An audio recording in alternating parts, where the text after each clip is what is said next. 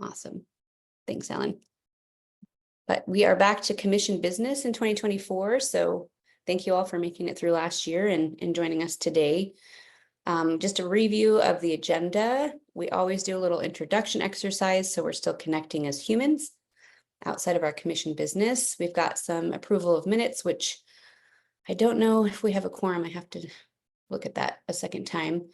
We'll have child welfare talking about the problematic sexual behavior bill and child welfare jurisdiction. So excited to hear more about that. Talk about youth independent living program. Obviously have child welfare executive leadership update as always. It looks like Adam Radikowski is hopping on. Hi, Adam. And then if it's time for us to really dig into, based on what we know now around youth aging out and their educational outcomes, which are terrible, come up with what our next steps are. And then OKID is back with questions and answers around the data that we might need to make decisions. So does that sound like a good agenda? Is there anyone else who has anything urgent to add? Hi, Rachel, good to see you. Hi, good morning, everyone. Good morning. We're just going through welcome. So then we're just gonna move right into our introductory exercise. Great. For today, we're going to go through, you can say your name. We'll go around. We'll just do it in a popcorn type of way. Say your name and your pronouns if you choose. And then one goal, personal or professional, for the new year that you hope to accomplish. Just one simple thing, can be big or small, I guess. So I'm Ellen Bell. I'll go ahead and start. And I use she, her pronouns. And my one goal, well, one of my goals, I have many and I wrote them all down, but one of them is to master a fly beat pullover on the trapeze without any assistance, and then move into another move that I've been working on. And yeah, I think I can do it. So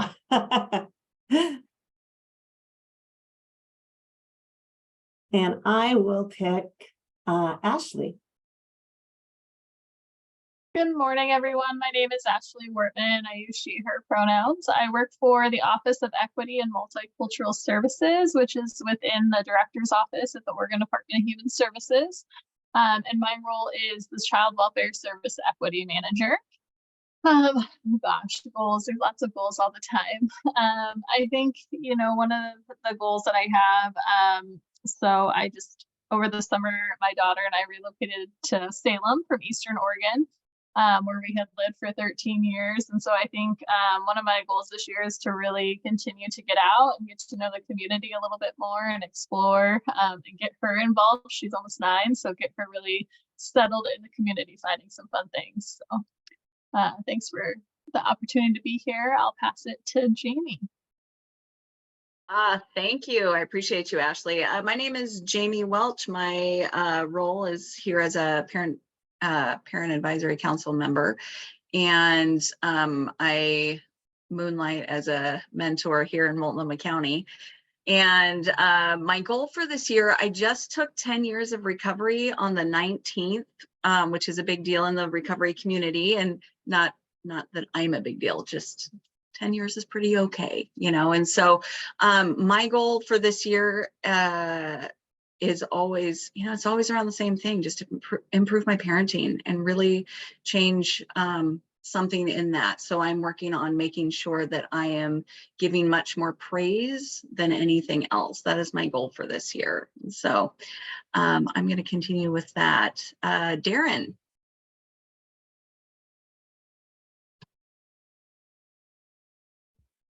Good morning, all. Darren Mancuso, foster care ombudsman with the Governor's Advocacy Office. Wow, my goals. I have some pretty lofty goals this year. I'll go with my professional goals, and some of you may have heard that I am retiring.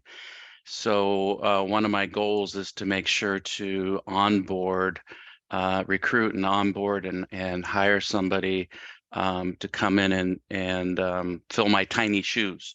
So that's really my professional goal over the next few months, and then after that, perhaps some travel and time away from drama. I'll pass it over to Casey. Hi, good morning. Casey Greer. I'm a commissioner and I'm a juvenile attorney. My goal, I'm going to say a personal one. I want to get more involved volunteering with my local community. We moved out to Cottage Grove, I think 3 years ago when my daughter was born, also right when I started becoming or being an attorney. So I used to do a lot of volunteering and I still tried to do things like this, but I have not done anything for my local community. So hoping to get more involved this year. Let's call on Michelle.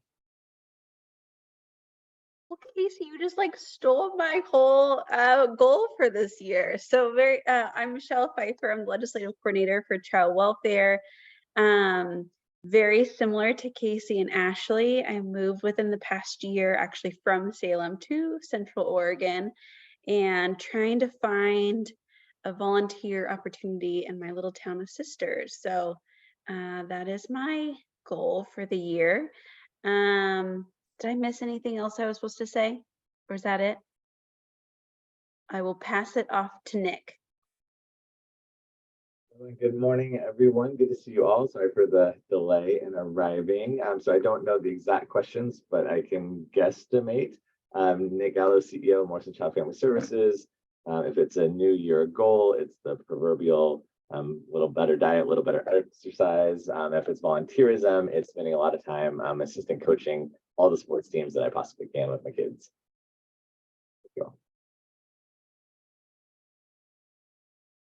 I'll jump in and go next and then bump the next person. Pamela Heisler. In my day job, I'm with Oregon Child Abuse Solutions as a program director, working with our children's advocacy centers across the state. I honestly don't have a goal for this year. My goal is to make some goals this year.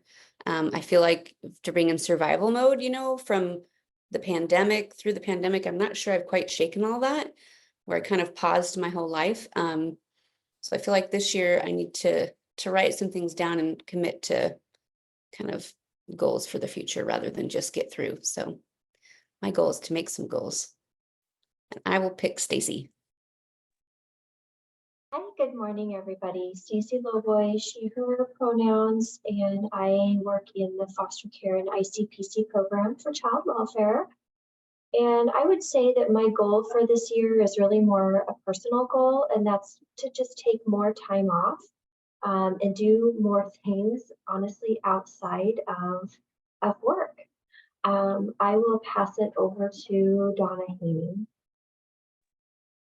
Hi, everyone. I'm Donna Haney. I use she, her pronouns. I'm also part of the foster care program. And my goal is this is a simple one. I'm going to try to do, I'm going to do 15 minutes, at least 15 minutes of Duolingo every day, 365 days. We'll see. And Which language, Donna? Oh, right now I'm doing Spanish, but it could change. We'll see. How about Robin? Hello, Robin Marshall. I'm the OA foster care program manager, she, her pronouns. My goal, they seem to change almost weekly professionally. So currently my immediate goal is to work on agency paid respite care for our foster parents, which is crucial. And so that isn't my forefront, but once I, get over that hurdle or barrier, I'm sure I'll have another one. But I also have to kind of echo a little bit about taking more personal time away from work and enjoying the good things in life. Darren, I'm right on your heels for retirement. So kudos to you for that next chapter in your path. So I wish I was right there with you, but maybe a couple more years. But I will turn it over to, I've kind of lost track of everybody who's gone. Gretchen? Good morning. Hi, everyone. I'm Gretchen Morley. I'm the director of the Oregon Child Integrated Data Set. So I'm here as a guest listening in the background as you guys talk today, and then we'll be revisiting data at the end of the meeting. Goals. Yeah, I liked Pamela, I liked your response too, because I feel like I have a ton of everything you guys are saying. I'm like, yeah, that too. Yeah. Get involved and make new connections is a big one. But professionally, OKID has been around now for 4 years in startup mode. And so one of my major professional goals for this year is that, we can get to the end of this biennium and really look back and see that that the data set is being used in a functional way for policy making. And that will hopefully ensure that the project is here for years to come for all of you and everyone else who's trying to do good policy here in Oregon. So let's see, hands up. Let's see if we can go to Adam. Yeah, thanks. Hi, folks. Adam Radikowski, he, him pronouns. I'm the director of foster care at Greater Oregon Behavioral Health, and just an interested member of the public for the purposes of this meeting. I also am one of the co-chairs of the Governor's System of Care Advisory Council. So the work that you all are doing here is very important because it lays on part of the work that our council does. So I'm just trying to stay connected to everybody. So my organization, I'll hit my 7 years at Greater Oregon Behavioral Health this week, actually. And our organization provides a 2-week sabbatical for folks at that 7-year mark. And so my goal is to figure out how to take a good vacation, because I have to, otherwise I lose it. So wish me the best of luck, because I'm not great at it, but that's my goal for the year. Go to Rachel Kearns-Henry. Hi, thanks, Adam. Hi, good morning, everyone. Rachel Kearns-Henry, she, her. I'm with Governor Kotek as Health and Human Services Advisor. Simple goal I have is to ensure I get more rest and to be okay with that. When I need the rest, I take the rest. So that's an easy personal goal. And then I would say professionally, just acknowledging that this is year 2 of going into the Kotek administration. Year 1 was a wild ride. A lot we've gotten done, but as we dig deeper, build deeper relationships with all of you, we just know that we're just going to, the improvement that we have ahead, that just gives me hope. So I'm excited for that and I look forward to that. And then let's go over to Malik. Hi, yeah, Malik Alexander, he, him pronouns. I am here as a guest. I'm a nominee for this board, and I'm really excited to be here with y'all today. I am the manager for our outreach and community engagement program with New Avenues for Youth up in Portland, Oregon. But yeah, in terms of goals, definitely getting back into hobbies. The pandemic and transitioning out of grad school and work, I kind of lost passion outside of work. And so I'm ready to get back into finding things I like doing, music, rock climbing, etc. So yeah, I will pass it on to Judge Megan. All right. Hi, everybody. My name's Megan Jaco. I'm a Court of Appeals judge. When we all started this project, I was a juvenile court judge. I've worked with kids in foster care for the last 20 years. Professional goals this year, every 6 years, judges have to be reelected. I'm hoping to have that happen. So I'm running this year. It's taking up a lot of my time. Personally, I'm trying to balance my time better between my family in Coos Bay that's still living down there and my dad up here in Salem who's having some health problems.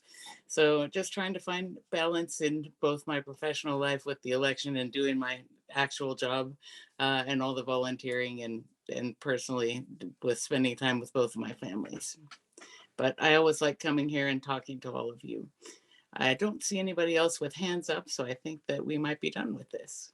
I do think we have someone on the phone, and I do believe it's probably Seema. Is that correct?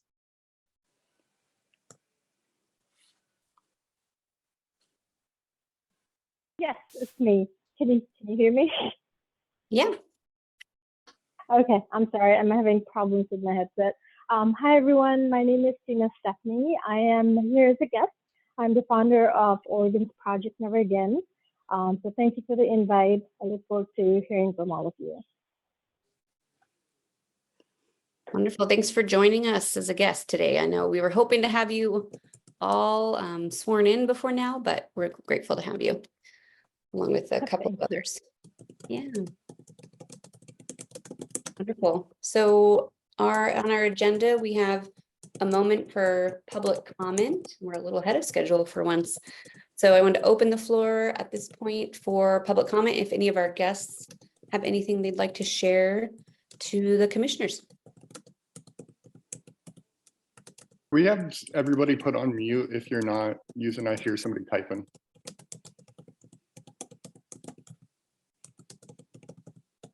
Oh yeah, who's typing?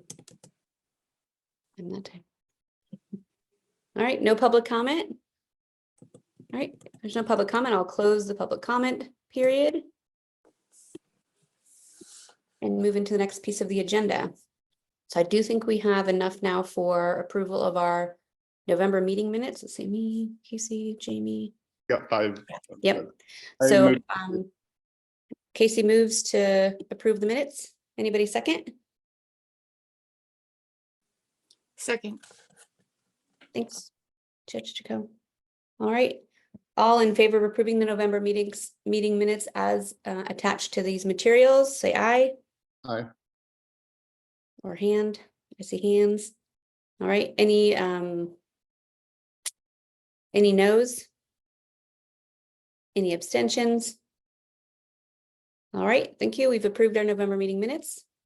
And if you didn't see in the materials that Ellen sent out, per new government ethics rules, our meetings are now video recorded and posted on YouTube on the child welfare YouTube page, which I didn't know existed, but now I do. So if you ever miss a meeting and want to sit through the whole thing again, there's a link in the email Ellen sent that you can check out and catch anything you missed, which I think will be really helpful as we're having presenters come and we're having the data folks come. Those might be places where you really want to jump back in and maybe rewind and go check out those sections and recall what they said as we're making decisions. So I'm actually kind of excited to have that option. All right, next on the agenda is child welfare legislative concept. Michelle, you want to jump in? Absolutely. Well, thank you for inviting me to this council meeting. I greatly appreciate it. I wanted to talk with you a bit today about legislative concept 165.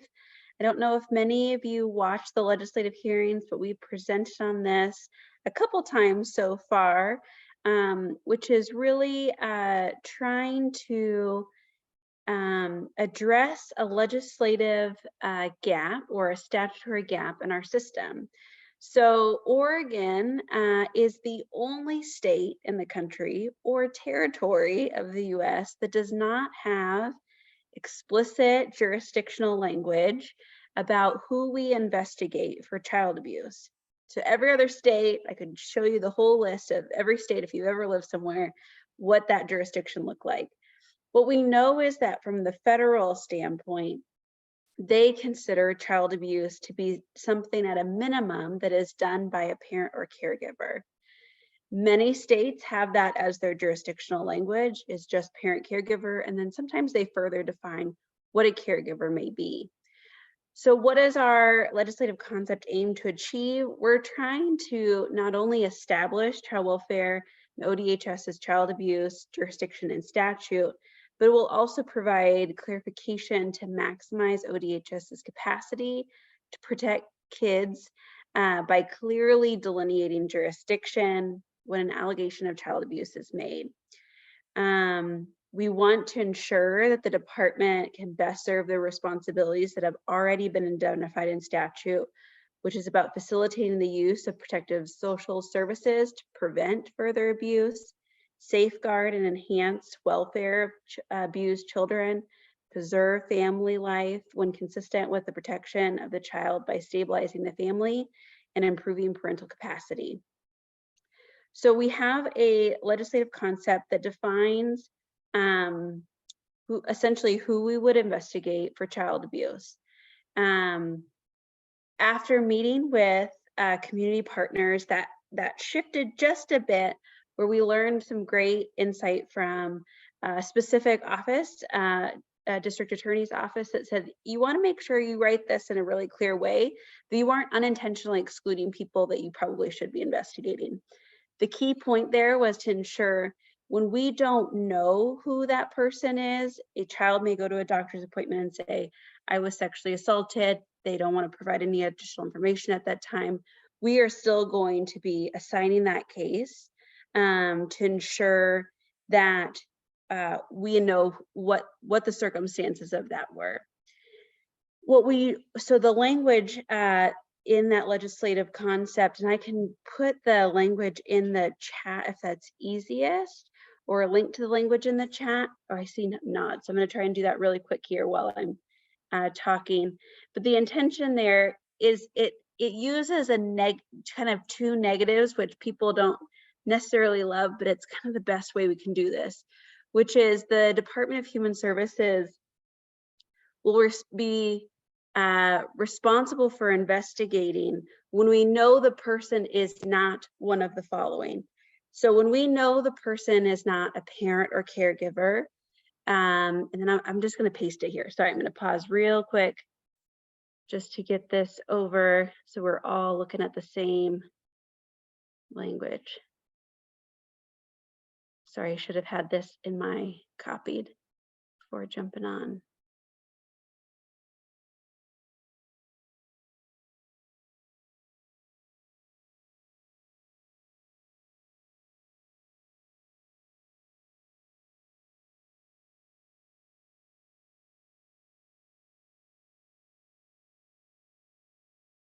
Okay, I'm going to paste it here, and you will have to open the link, but it'll take you right to the proposed language for the this. And it'll be the first section that we look at. So it's 2.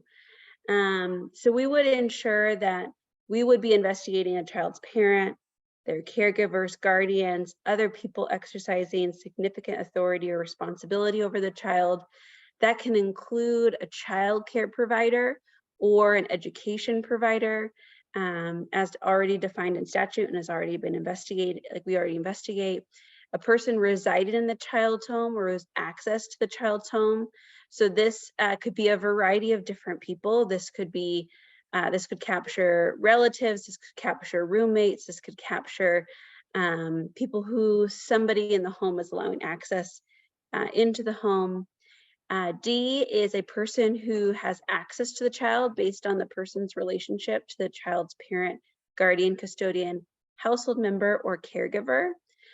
This is really trying to encapsulate all the different types of relationships that we know parents and household members have with other people. And so if that, if there is a parent who is the conduit for access to a child, we would be investigating that person. E is a person suspected of subjecting a child to trafficking. That is something that's required for federal funding. So that would be both human trafficking and that encapsulates commercial sex trafficking of children. And then we have F, which is a other person who is paid or unpaid position or occupation, which the person has access to, responsibility for, authority over, or trust of a child. That really captures the investigations we do now of people in trusted positions in our community. So that could be a youth pastor, that could be a scout leader, that could be a camp counselor, it could be a equine therapist. I mean, there's a lot of different people in our community that we trust our children with because of the position or placement of authority that they have. So then that brings up the question, what doesn't get included in this, Michelle? Like, right, like what does this actually mean? And really what the intent to exclude is those people that we know are not one of these roles. So we currently are having to investigate When a child is being contacted on the internet by an unknown person, we just have like their username saying they're soliciting for pictures or having inappropriate conversations with youth. And really like the best entity to do those investigations is through the National Center for Missing and Exploited Children. They have the technology to be able to search IP addresses and do all sorts of technical things that I am not great at talking about. And then we have at our Department of Justice has an Internet Crimes Against Children task force, and they really are the best people. If there is a concern that this person is in Oregon, the suspect is in Oregon, then they do that investigation and have all the technology that they need. Although they could always use more special agents to do that work, because we get, I think they said their caseload is about 8,000 different reports a year, which is astounding to me. Yes. Sorry, I missed the, what was that task force called? Yeah, Internet Crimes Against Children. It's also abbreviated as ICAC, ICAC. Thank you. Yeah, no problem. And what we're saying is it'd be best really for ICAC to contact DHS if they, as mandatory reporter, if they learn that the person is actually one of those folks that are within our responsibility, they would cross-report that as a mandatory reporter, and we would do those investigations if it is one of those people. But the vast majority of these are not even necessarily people within the same state. There are people outside of this country that really ODHS resources to do those investigations isn't really being maximized or best used. Other situations that we are coming across as we're doing investigations or receive allegations is like adult strangers in the community, whether that is concerns about them physically assaulting other children. We had a report about somebody likely experiencing homelessness, throwing rocks at children at a bus stop. There are other situations of, a stranger engaging in voyeurism or sexual groping in the community where there is no known relationship, no further access. It is truly just things that are happening in the community. Really, when we've done concurrent investigations with law enforcement on those, we find that law enforcement often is pretty frustrated with that DHS is involved because we aren't necessarily adding value to that investigation. And then we are, because of our short timelines and our statutory requirements, we're disclosing information on those cases at times before district attorneys are ready for that information to be disclosed and could jeopardize a criminal case, which is definitely not something that we want to do.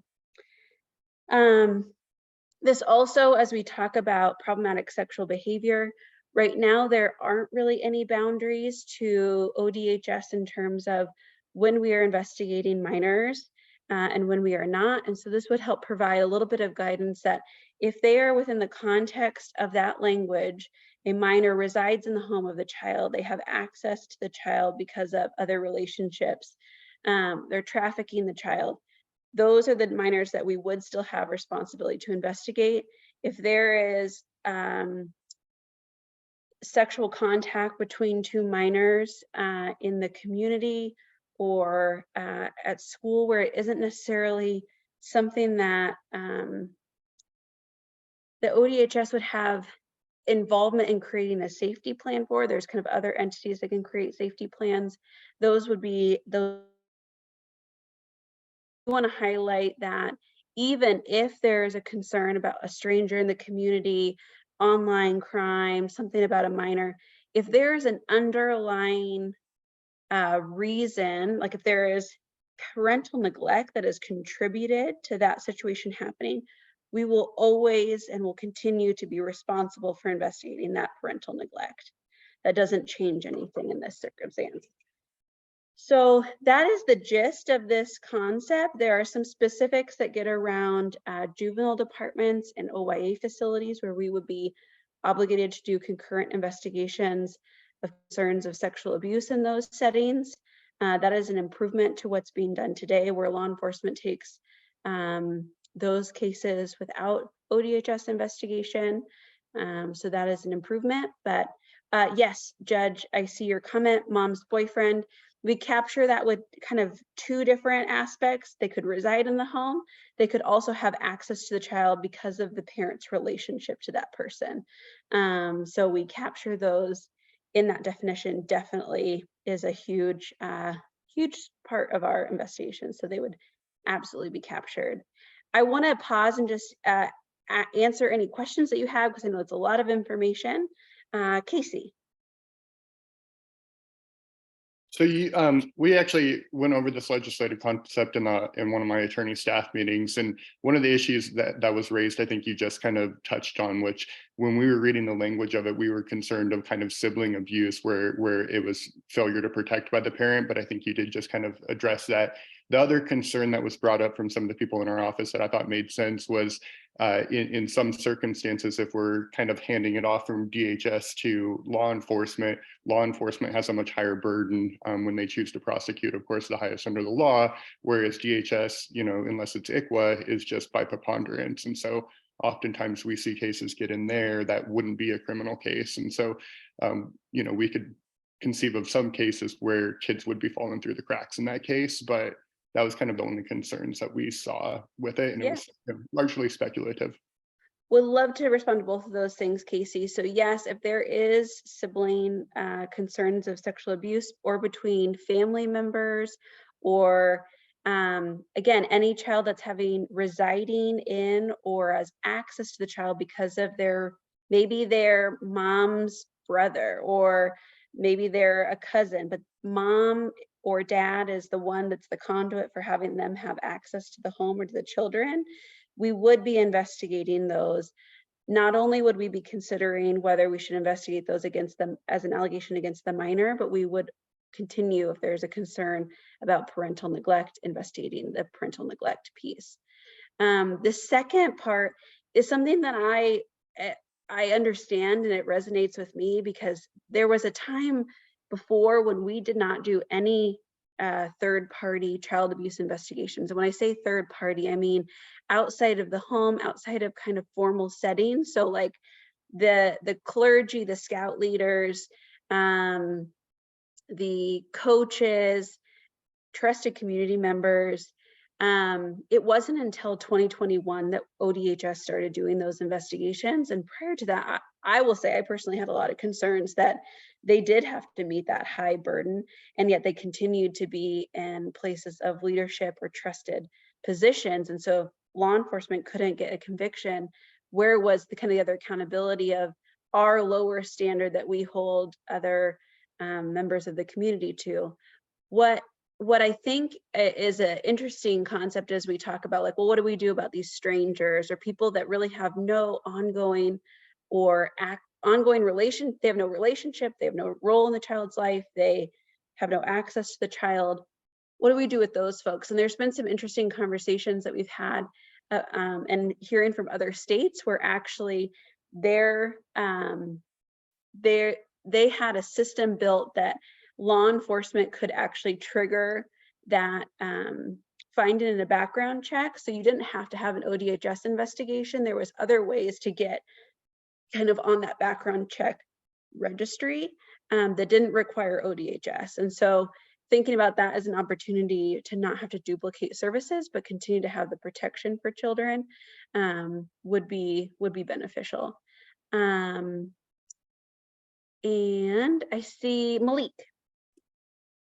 Hi, yes. I wanted to kind of, and I think you kind of answered it throughout, but I just wanted to kind of verify. So in regards to like these updated language, like in terms of like when you actually investigate more specifically kind of, and something that I see a lot is like youth engaging in interaction with adults over the internet, obviously, and kind of like when those kind of get closed at screening, is that information being sent over to NCMEC or ICAC, or is it more of a, we needed to be doing those things on our end? I just kind of recognizing that like, that's not something you guys have the capacity or the ability to like investigate. Is that information being shared post the screen and the closing of the screening? I just kind of need to verify. Yeah, no, that's a great question. I really appreciate it, Malik. There's two So two parts to that. So whenever, and this is again, since 2021, maybe that's a key part that I didn't talk about, and I'm sorry I missed that. But really there was legislative change that happened that was implemented in 2021. Prior to that, our jurisdiction language looked similar to what you're seeing in this write-up, with the exclusion of many of the professional or the trusted community partners. And so really what we're trying to do is a little bit of a, like, it went from nothing in statute, and we really limited it to these very specific settings. Then 2021 implementation of statute went to the other side of, you will investigate anybody and everybody for child abuse, regardless of who they are in the child's life. And we're trying just to knock it back, not even halfway, but just like knock it back a little bit to say, we agree we have a role in the vast majority of allegations of against like harmful acts against children, but there are certain circumstances like these strangers, the online crimes, that really are not the best fit for us. We've been doing these for now 2 to 3 years, and we aren't really adding value in those situations that we've seen. In that specific situation, so both prior to that change of statute implementation in 2021 and now, if we get a report about an online crime, we are always reporting those to NCMEC, and we are reporting those to local law enforcement where that concern allegedly occurred. So those reports are always going out. So even if something is closed at screening, it doesn't necessarily mean there's not a concern there. It just is and today we aren't closing those at screening, but in the future it would be, we're closing those at screening because they don't meet the criteria for ODHS assignment, not because it's not an allegation of potential child abuse, right? And we would forward it on to those other entities, with the caveat also, if you learn the identity of this person and they fit within one of these criteria, please report it back to us because we will investigate it. Did that help answer your question? Because it's definitely, it's a very pervasive and concerning issue. And we want to make sure that we get that right. Absolutely. Yeah, no, perfect. Like you perfectly answered, and that like kind of reassured me, because when I heard what you were saying, it kind of felt very like, do we like, is that not information being shared around? Because but that's very helpful. Thank you. Absolutely, still want it reported. Absolutely, still want to be the conduit to getting it to the right people, and also having that documented in our system. Michelle, you used an acronym in there when you were talking about who it would be sent to. Yes. NCMEC is the National Center for Missing and Exploited Children. They are the national clearinghouse for anything that has to do with child sex trafficking, child exploitation, like the creation of child sex abuse materials, or sometimes more commonly known as child pornography. National Center for Missing and Exploited Children. Exploited children. Thank you. I'm doing notes. So Pamela? Thanks, Jamie, for jumping in on our notes today. Really appreciate it. Yeah, so all those things sound good, like there's an avenue for referral to the appropriate people. But with problematic sexual behaviors in youth, can you talk more about what happens then to those kids that you guys are now going to close at screening? Where would they be referred to, and what does that look like? Yeah, that's a great question. So we actually have, as the second part of this legislative concept, is a whole PSB work group. When I say PSB, it's problematic sexual behavior. I think as I have tried, as I've carried this legislative concept on throughout the summer and fall, it's definitely been highlighted. We lack a statewide systematic response to youth with problematic sexual behavior. There are some counties that their MDTs take responsibility for receiving those closed at screenings and staffing and working with families, but that is not statewide. And so there's absolutely a need for us to figure out a better way to manage those cases. And so that is what that work group, the intention of that work group is to ensure that there is a plan on what to do with those reports, because this would be like, the thing that happens in the community that is not, and it's not as common usually the sexual problematic behaviors are something with children that know each other and have access to each other. But if something is happening like in the community, on a playground, those kind of things, definitely trying to figure out cross-reporting and really having standardization around that throughout the state. And that just seems to be lacking and needs to be a big conversation. So that's the point of that work group. Do you have any follow-ups to that, Pamela? Yeah, just wondering, so if this bill were to go in effect, the work group's running, but at that moment goes into effect, you no longer investigate those PSB cases, so there would be kind of a gap It before. would be very similar. Yeah, it would be very similar to what happened prior to 2021, which we would absolutely look and trying to identify, is there a concern for parental neglect? Or do we not even, like, we, at this point, when how we screen some of these is we have to know either, we have to know that the parent is actively being protective, like the actions that they're taking. And when I say parent, this is both sides, because usually there's two different sets of parents involved in this. Each one would have its own screening decision based on their supervision of their child. So we'd be looking at, does the parent know? If the parent doesn't even, we don't even have information the parent knows what happened, we would be assigning that. If we have information that the parent knows but is not being protective, that's an assignment.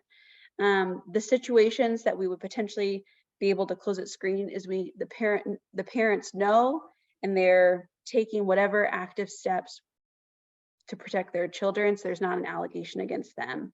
The other really tricky thing I will say about minor concerns is that we are getting reports about very young children, and we have no jurisdiction, like we have no statutory direction on, do we issue child abuse findings against children under the age of 10? Are they culpable for having a finding that's equal to that of an adult for child abuse? And so it's like our whole system needs to be looked at. What's the intention, really how child welfare has been oriented. Like I said, the history of it is to look at parental and caregiver abuse and neglect. And so we have expanded to anybody and everybody.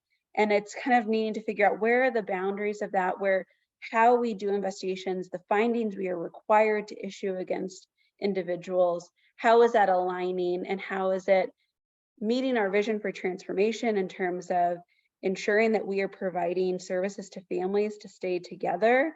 We are a very punitive and scary system, right? So is child welfare really the right person to knock on the door and say, hey, do you know this is what's happening with your child, and try and offer services? I think some counties have found that not having child welfare or law enforcement be in that position is having better success at engaging families in treatment. And really, isn't that kind of all of our goals, right? We want these children to get the help that they need so they don't continue the behavior, especially into adulthood. We don't want additional victims to be experience abuse. And so it really has to be a very comprehensive, thoughtful, nationally best practice based approach, again, for the whole system to say, where is child welfare's role in this? Where are other community partners' roles in this? And that still definitely needs to be a very robust discussion. Thanks, Pamela. Darren. Thank you, Michelle. I think you're really touching on some of the areas that I guess I have some concerns about as well.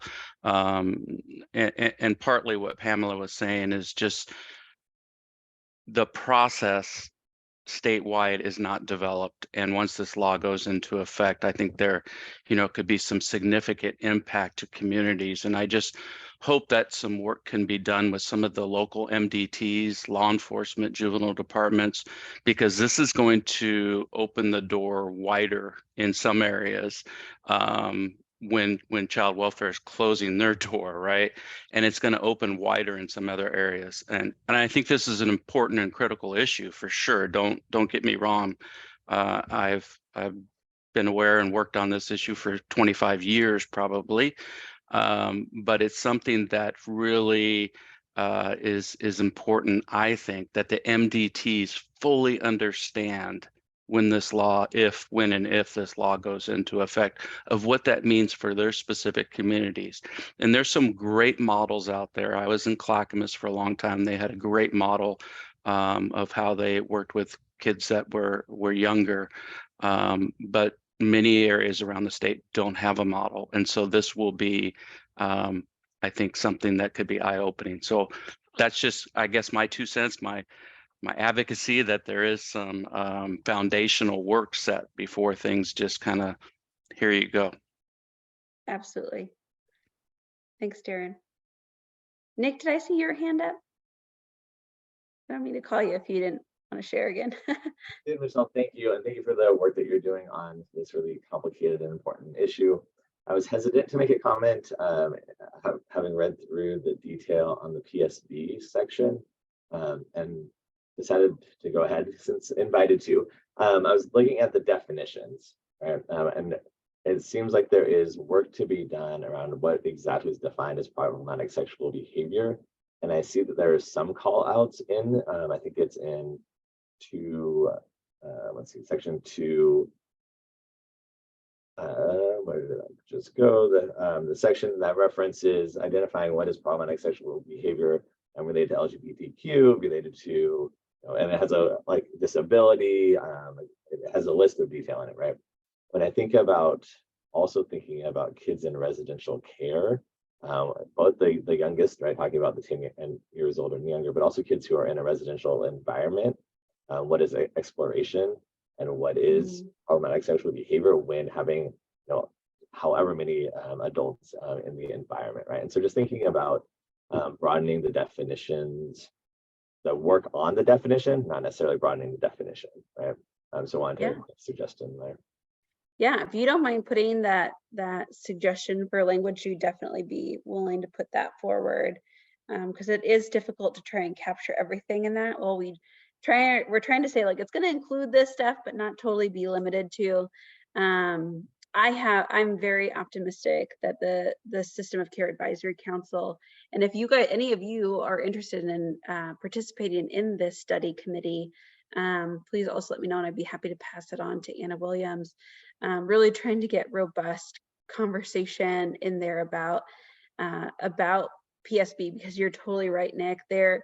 Even that term in and of itself, there is not consensus on how to define that, which is, I mean, as part of the interesting, because I got that feedback. It's like, oh, you should define PSB here. And I said, but that's part of the problem is we can't even define it. Like we need the work group to define what this is. So it's been an interesting thing, but to me, it just shows how significant, and the community really so far that I've seen is like everybody is really wanting to have this work group. It sounds like it's been a long overdue conversation. So I'm excited for that to happen, and I feel confident that the System of Care Advisory Council will be a great table for people to sit at. That, and just so you know, the recommendations for that committee, what's being asked is for there to be verbal preliminary findings provided to the legislature in September of 2024.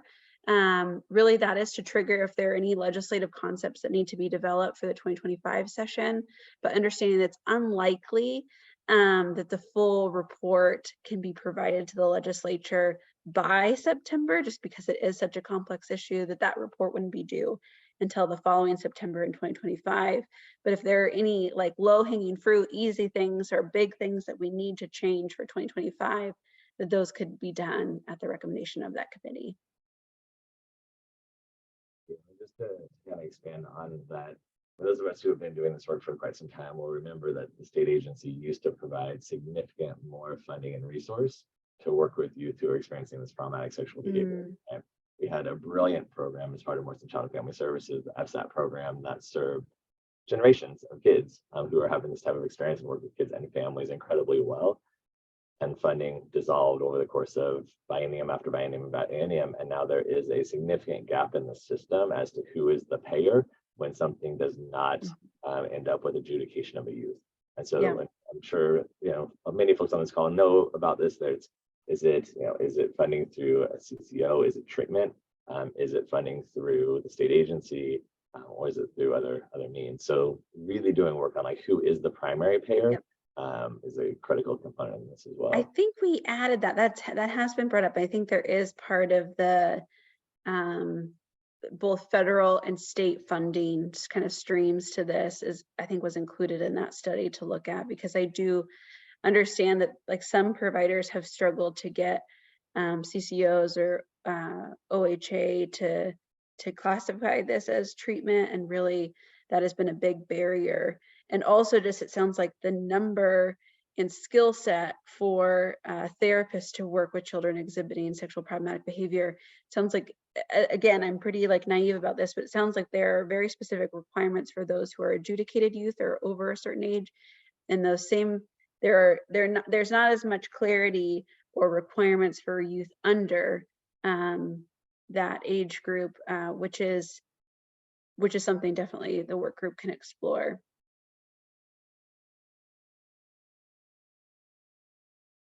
I just wanted to highlight, I do have a meeting, I think it's tomorrow and Wednesday or Thursday, both with the Association of District Attorneys and then also with the I think it's the Oregon, I think is the association's the Oregon Child Advocacy Center group. So that is happening this week to talk through any questions or concerns that they have. And then we'll see what our next steps will be with this legislative concept moving forward. Thanks, Michelle. Any other questions? Michelle, do you have meetings set up with the judicial department and the juvenile department directors? I have met with the juvenile department folks. They were the ones that helped craft some of the language around investigations in juvenile departments.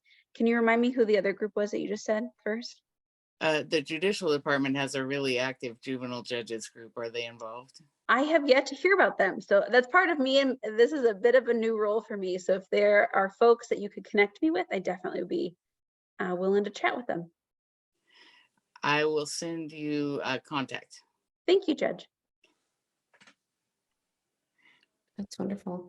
So as far as next steps, will we wait to hear and see another draft from you if there are further amendments? What are you hoping from us? Or was this just a feedback gathering and information gathering? So my anticipation is that by the after these kind of 2 meetings that I have this week, that I probably will know the direction of this legislative concept moving forward.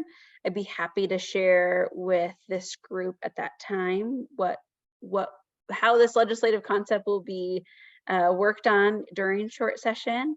Obviously would always love the support of any committees, councils, if that's what you choose to do, but that is obviously totally up to you guys. But I can let you know by the end of this week what direction it'll be going in.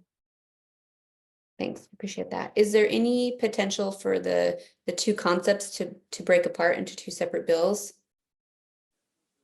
Not at this time. I think that the idea is trying to get robust support for the first concept around child welfare jurisdiction. If there are going to be barriers to that we do have kind of an alternative track to take that with. But it would all stay within the same bill. Great, thank you. Yep.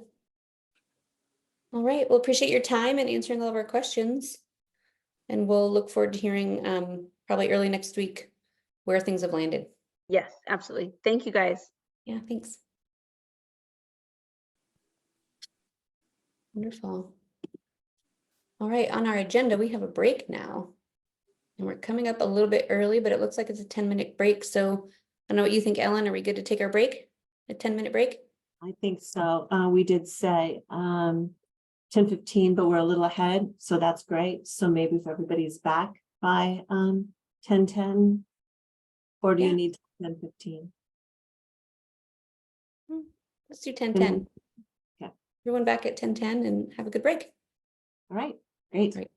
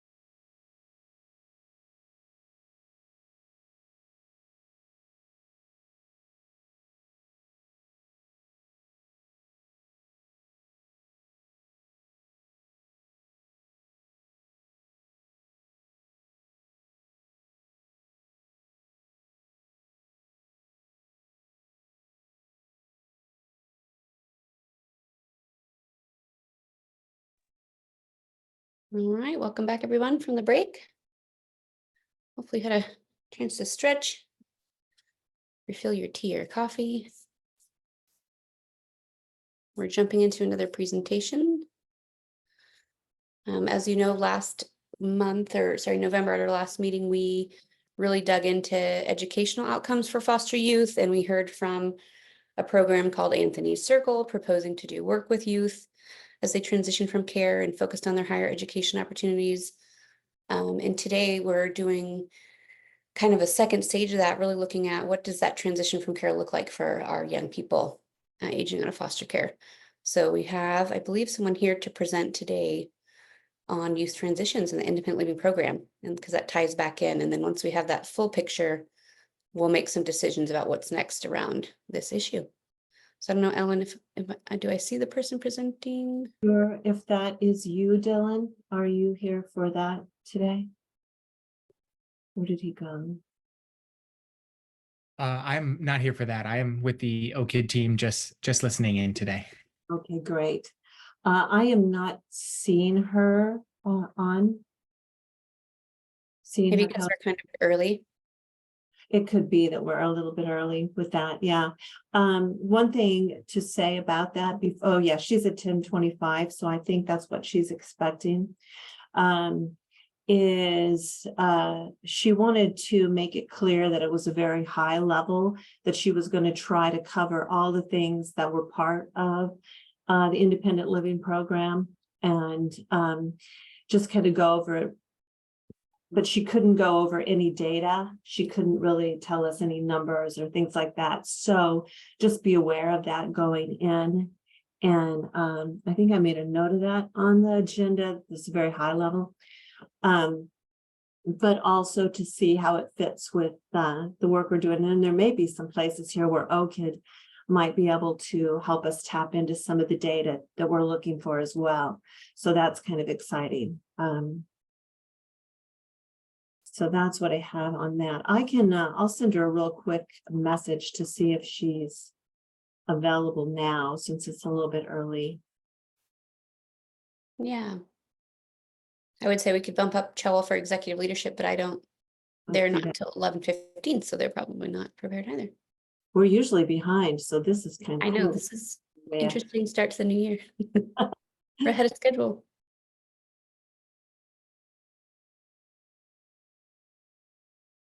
Oh, great. Looks like a message from Gretchen that Dylan and Becky are joining to listen in from the OKID team. So welcome. Glad to have you. So while she messages our next presenter to see if they can hop on early, I wonder if we could just kind of quickly go in and refresh ourselves before we enter that topic on the conversation we had.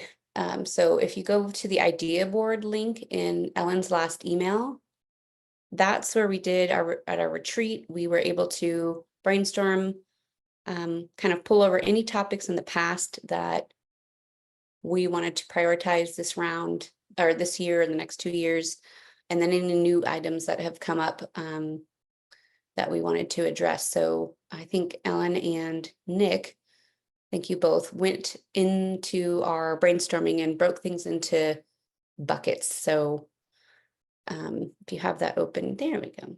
Ellen's got it. I'm showing the one that is now the whiteboard that comes from the idea board. The idea board is a whole lot more in depth, but this graphed out the most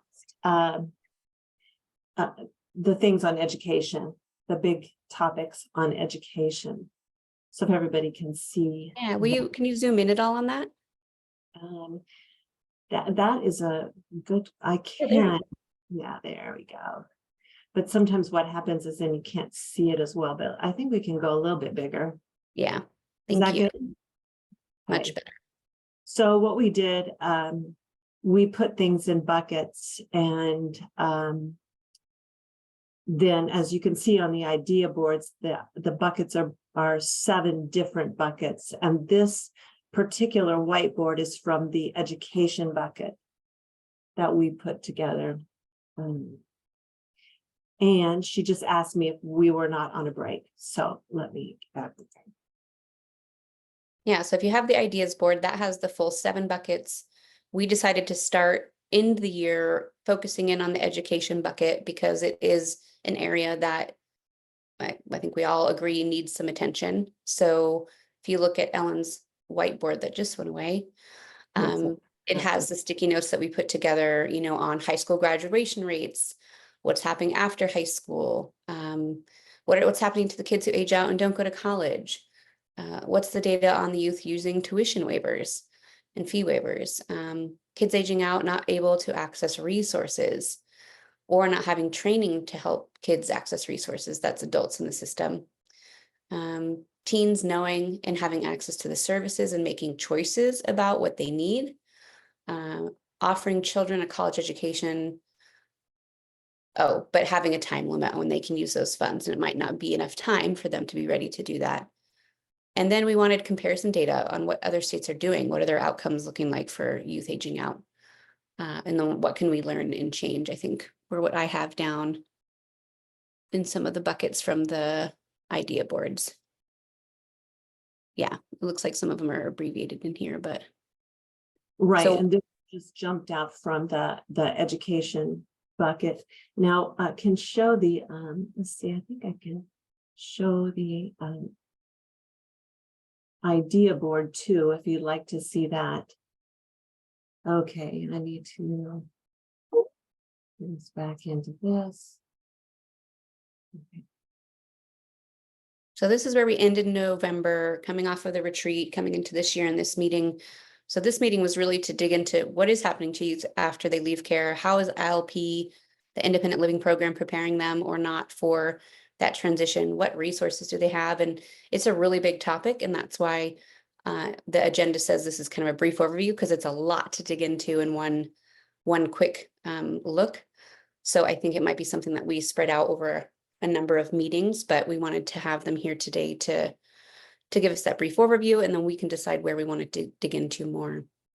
And we can share that again. It looks like she's joining now, so we can look at that again a little bit later.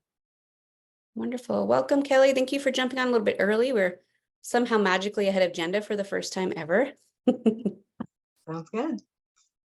Welcome. Well, if you are ready, if you would feel free to introduce yourself, and we're excited to hear from you. We just kind of did a little brief overview of where we're at with what we've been looking into around youth's educational outcomes for young people aging out and barriers during the transition. So we're excited to hear from you about what that all is looking like on the ground and what's offered.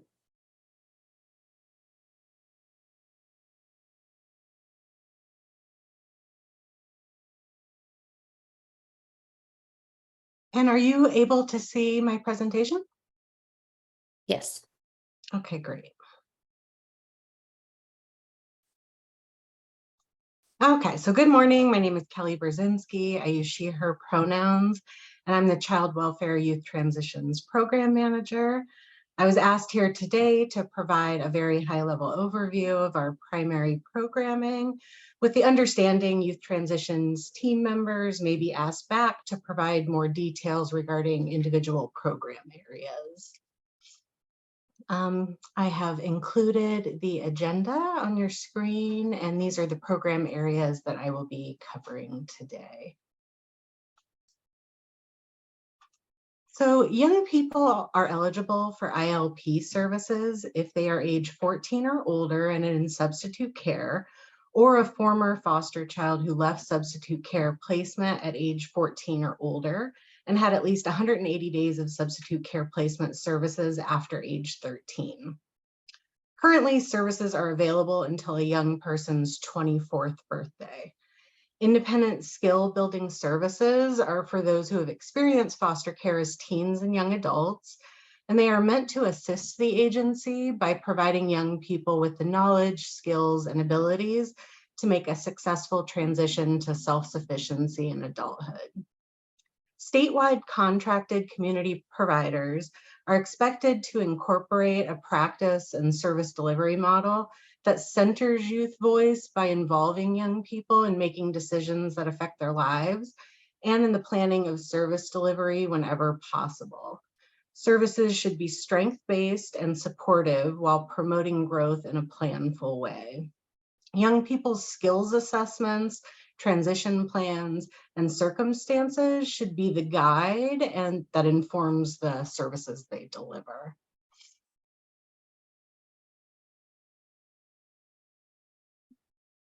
So I am gonna zoom in here. As a result of the challenges young people face, they frequently demonstrate a need for supportive services. An important avenue for support is peer support, where young people spend time with others in similar situations or with similar experiences. Peer support can enable those with more experience to share wisdom and encouragement, and ideally help provide a safe, non-judgmental place to ask questions and share insight. The most heartbreaking stories are those where young people are isolated and dependent on or are only supported by paid professionals. While we hope groups are informative and helpful, we really want groups to offer young people a sense of connection and community where shared information and ideas can benefit them and provide some support. We also hope it provides a natural format for providers to support leadership opportunities where young people are encouraged to share knowledge and resources while developing their own skills. Peer support can normalize experiences, reduce isolation and stress, and provide hope and encouragement. Aside from skill development, we also hope young people can experience places and activities they haven't, get involved in their communities, develop social skills, build relationships, gain new perspectives, and increase self-esteem. When you talk about the individual skill building services, we need and desire those services to ensure young people are actively involved in their own transition planning, encouraged to participate in pro-social opportunities, supported in their educational achievement and continuing education needs, educated about wellness and accessing community resources, provided literacy education, supported in obtaining job skills, training and employment, and given appropriate guidance in securing and maintaining sustainable housing. We also want services to actively support and help young people in establishing, repairing, and maintaining permanent connections, focusing on a young person's natural support system throughout the life of the case. So for ILP Plus, which are the additional skill building activities, those are intended to support young people 16 to 23 during a time of higher need or transition. These needs or transitions could include a planned housing transition or just housing instability, substance use issues, tragedies, transitioning to college, parenting struggles, educational challenges, employment barriers, or mental and behavioral health symptoms. Appropriate ILP Plus young people are those who will benefit from more intensive skills training focused on developing internal assets and external resources like housing, treatment services, medical care, planning or modeling of support, and community-based resources. Here, ILP providers are to be focused on stabilization, successful transition, and building self-determination skills such as youth-driven goal identification, problem solving, and stress management. As mentioned when discussing peer groups, specific funding has been allocated for contractors to support young people to access leadership activities, which allow them to develop skills, work closely with others, share ideas, build their resume, and influence change. The funding allows contractors to pay young people a leadership stipend for their time. For engagement efforts only, that's a service type to support a contractor's unsuccessful attempts to engage a young person in a group or a skill building activity within a given month. Regrettably, many young people that need or could benefit from services don't access them. It's challenging gathering their feedback about why they don't believe the services would be beneficial or why after their ILP experience, they choose to stop engaging. It is a voluntary service and they'll need to have a desire to engage in and see it as beneficial. Again, our expectation is that they are aware of services available to them and that providers are more than willing to meet them where they are. But if they aren't ready or interested, there's no expectation that providers' efforts reflect an engagement effort frequency that's not compensated. Discretionary funding provides items, services, or extracurricular activities that will help ILP eligible young people achieve the goals identified in their transition plan while gaining life skills for a successful transition to adulthood. Funding can support anything from cell phones to self-service, car insurance, car maintenance, housing startup costs, cultural supports, gender affirming products, bikes, safety equipment, laptops, tutoring, music lessons, tools, uniforms, work attire, DMV fees, personal documents, anything related to high school and camp fees. ODHS branch offices in the district share their pool of discretionary funding with their district's ILP providers. Districts and tribe allocations are determined each fiscal year based on the number of ILP eligible young people in their area. And then I included just one of the guides that I created to help people think about the different possibilities for discretionary funding. So again, our main ones are, cell phone or car insurance or car maintenance and housing startup. And a lot of people take advantage of the laptop support. So we have a small ODOT grant that reimburses ODOT approved driver's education courses for minors.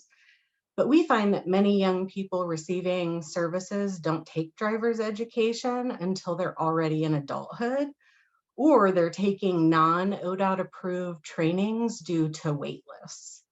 Either way, we financially support it and incentivize it by also supporting the cost of their insurance up to $1,200.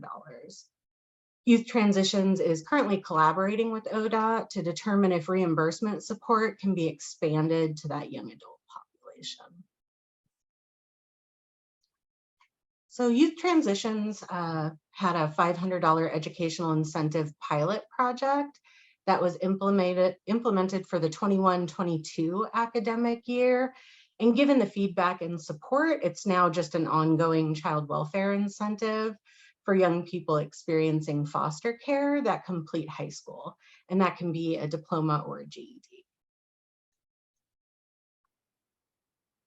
Okay, so although I'm about to begin sharing information regarding our housing programs, I did want to mention that all ILP eligible young people are eligible for housing startup costs.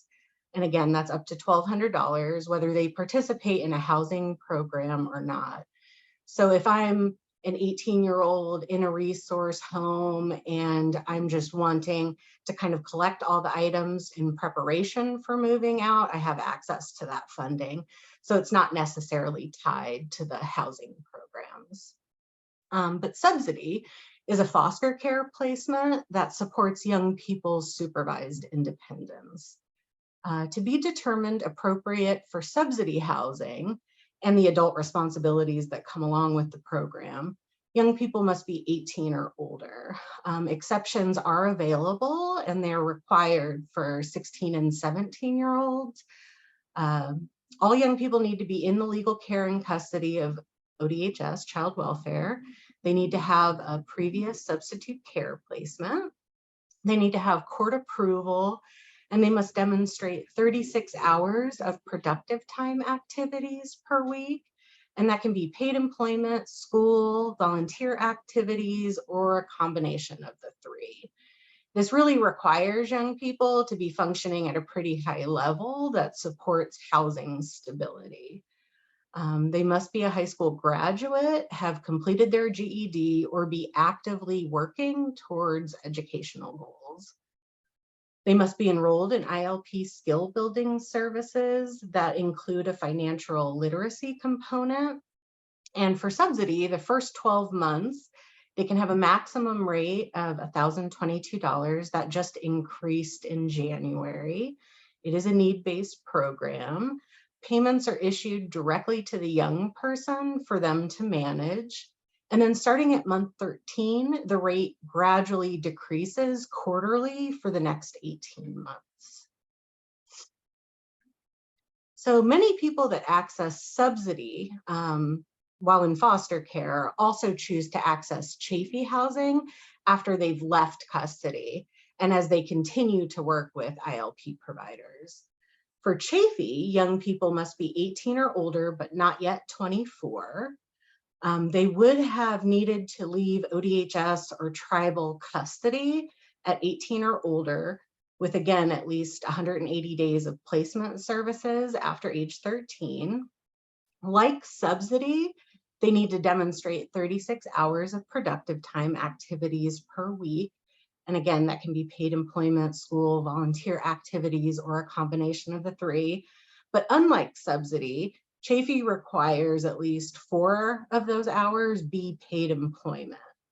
And that's because Chafee housing dollars can only support room and board, transportation, and minimal furniture.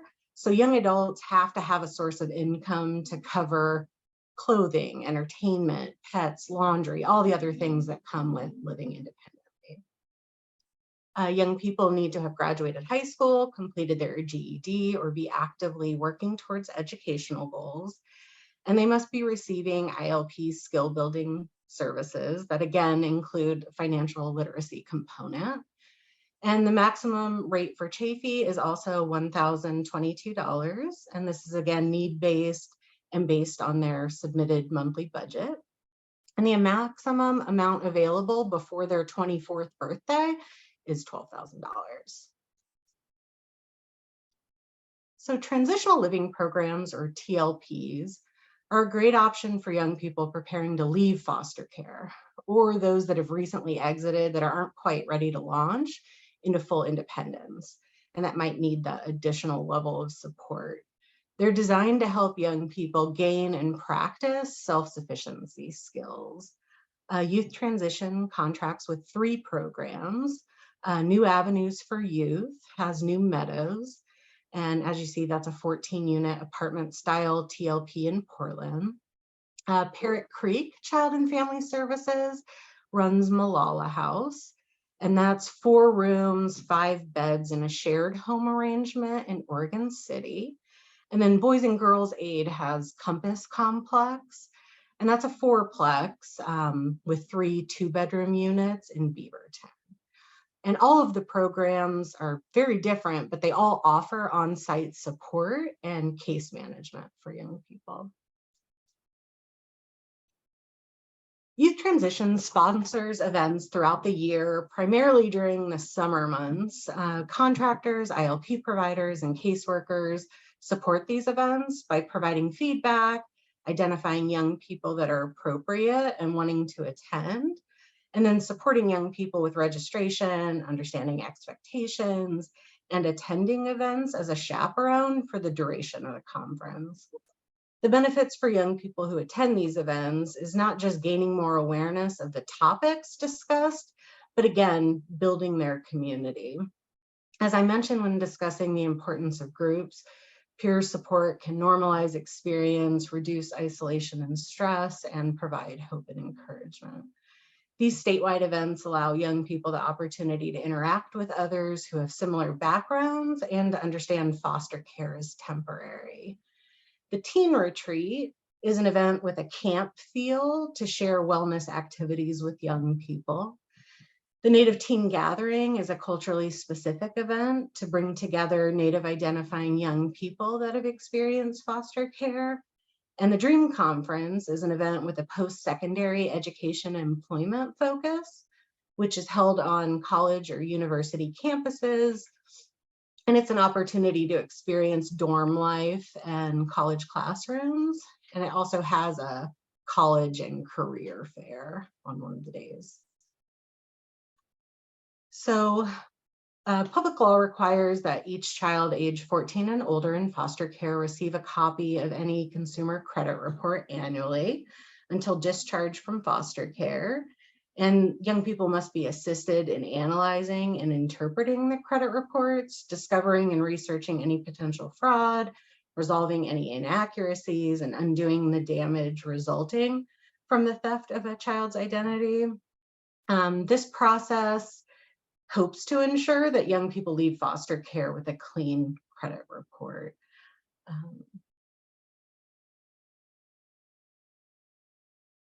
Okay, so the next is the Chafee Education and Training Grant.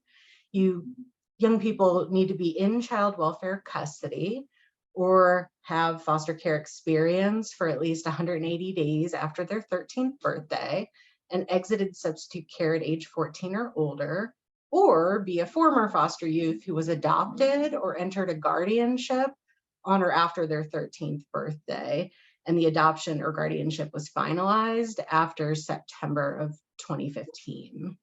The Chafee ETG assists qualified young people with college, university, or training program expenses, and a student may receive up to $5,000 per academic year.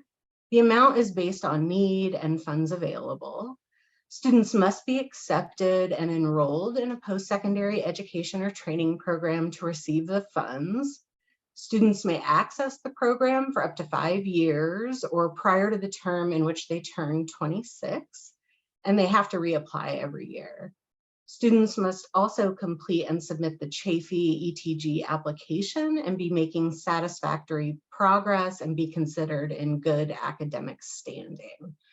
Youth may not access both Chafee housing funds and Chafee ETG funds at the same time, unless room and board is not considered in the school's cost of attendance. If room and board is not included, then the youth may be able to simultaneously access both programs. Youth Transitions partners with OSAC to host the application and confirm eligibility. OSAC then partners with post-secondary institutions to determine the need. Funding is dispersed from OSAC directly to the post-secondary institutions, and if any dollars remain, students are then provided a refund from their school. So with the passage of Senate Bill 449 relating to the Oregon tuition and fee waiver, a new population recently became eligible, and the new provisions amended the Oregon and tuition fee waiver, ORS. So the following students are eligible for the Oregon tuition and fee waiver for the 23-24 academic year.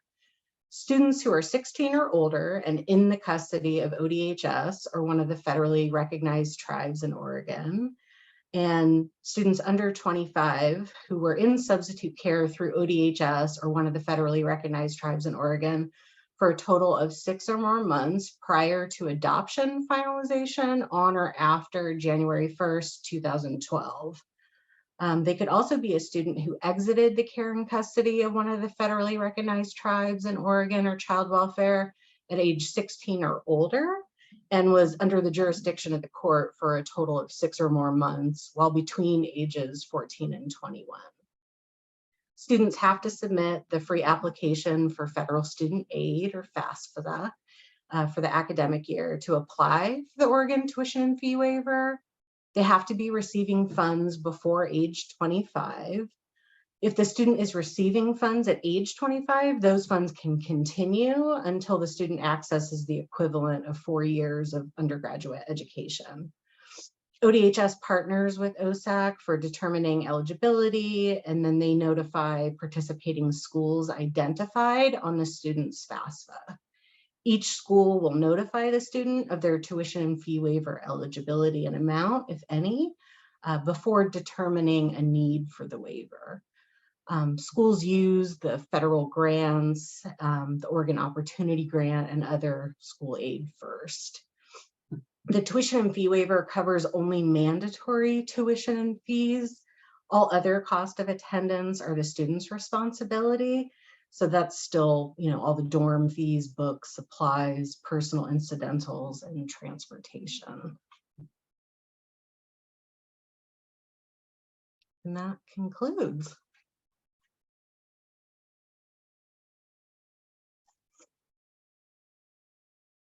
Thank you, Kelly. Yeah. I'm sure there's going to be some questions. Yeah, thank you. Looks like Malik you have your hand up. Hi, yes, you kind of said at the very end regarding that mandatory fees are covered within that. Regarding like boarding, housing dorms, I know for a lot of universities, first year is required for folks depending on like, you know, region where you're living. But for folks that are living outside of like their home zip code are required to live on campus for the first year for most times.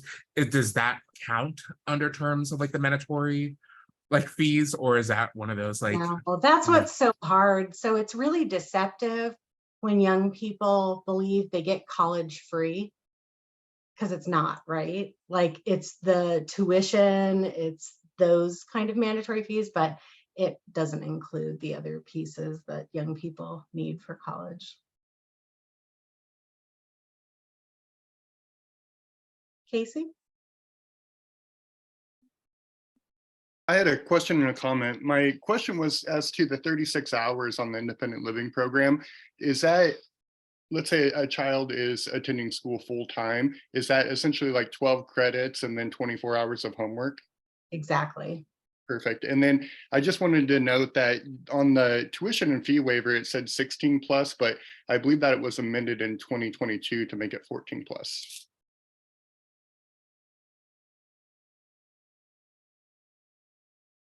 And I pulled all of that directly off the OSAC website. So I will take a look at that and I can get back to you. I'm looking at it now on the law. It's definitely, it was changed in 2022. So it's 14 to 21. Must have spent the time in there. So they did increase eligibility last year, which was good.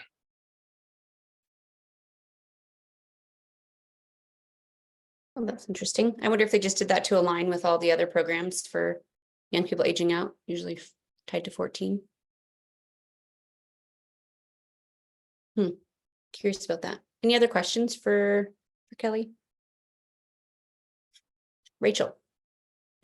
Hi, Kelly, it's nice to meet you. Thank you for your presentation today. You know, I'm curious as we're thinking about, you know, how we have that comprehensive approach for ending homelessness and thinking about the transitions. You know, we're obviously thinking about future budget implications and where we need to have investments. You know, I'm curious as we think of, as you look at the ILP statistics, if you have data that shows what are the uptake rates, how much is there interest in utilization? Is there higher demand than you have a capacity for? Just trying to understand kind of in terms of available services versus demand for the services that you have, and who really is getting the benefit and who are we missing in terms of not able to access the ILP services that could benefit if we had an expansion of benefits. So for housing programs, I mean, they're really meant for higher functioning young people, right? Like you have to have 36 hours of documented productive time. And I think that naturally leaves a gap, right? There's a lot of young people that aren't functioning in that way. So I would say, of course, there is a gap because it can't cover all those young people that aren't engaged in programming that way.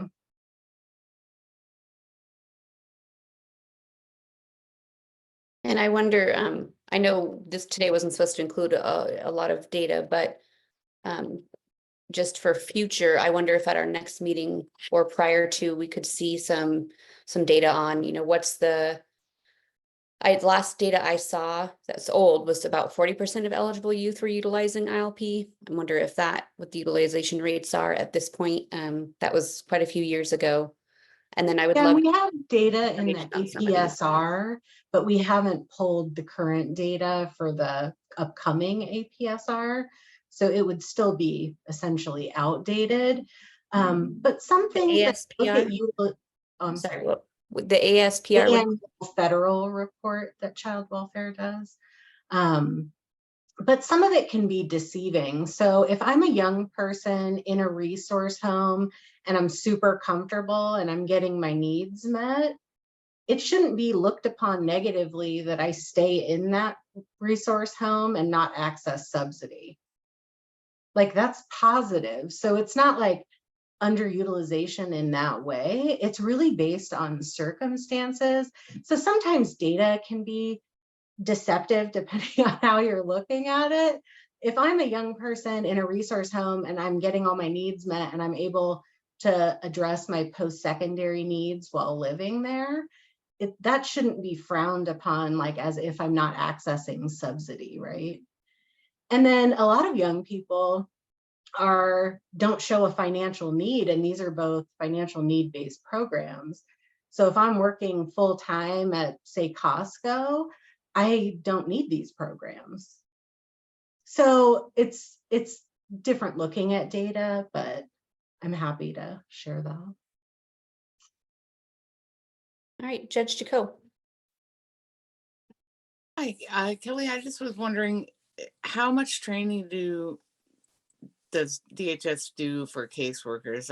I had kids on my caseload, I think, that did not access all of this, perhaps because they did not know it was available. So we are actually developing trainings. All the trainings that I'm aware of are pretty outdated, and COVID funding really changed everything. So acclimating back to like a standard after COVID has been really challenging for people because everything was kind of a yes. And now as we're getting restructured, we're developing all those. So we've been hosting drop-in meetings for both ILP providers and child welfare workers. Our housing team has been doing monthly trainings and drop-ins with Q&As.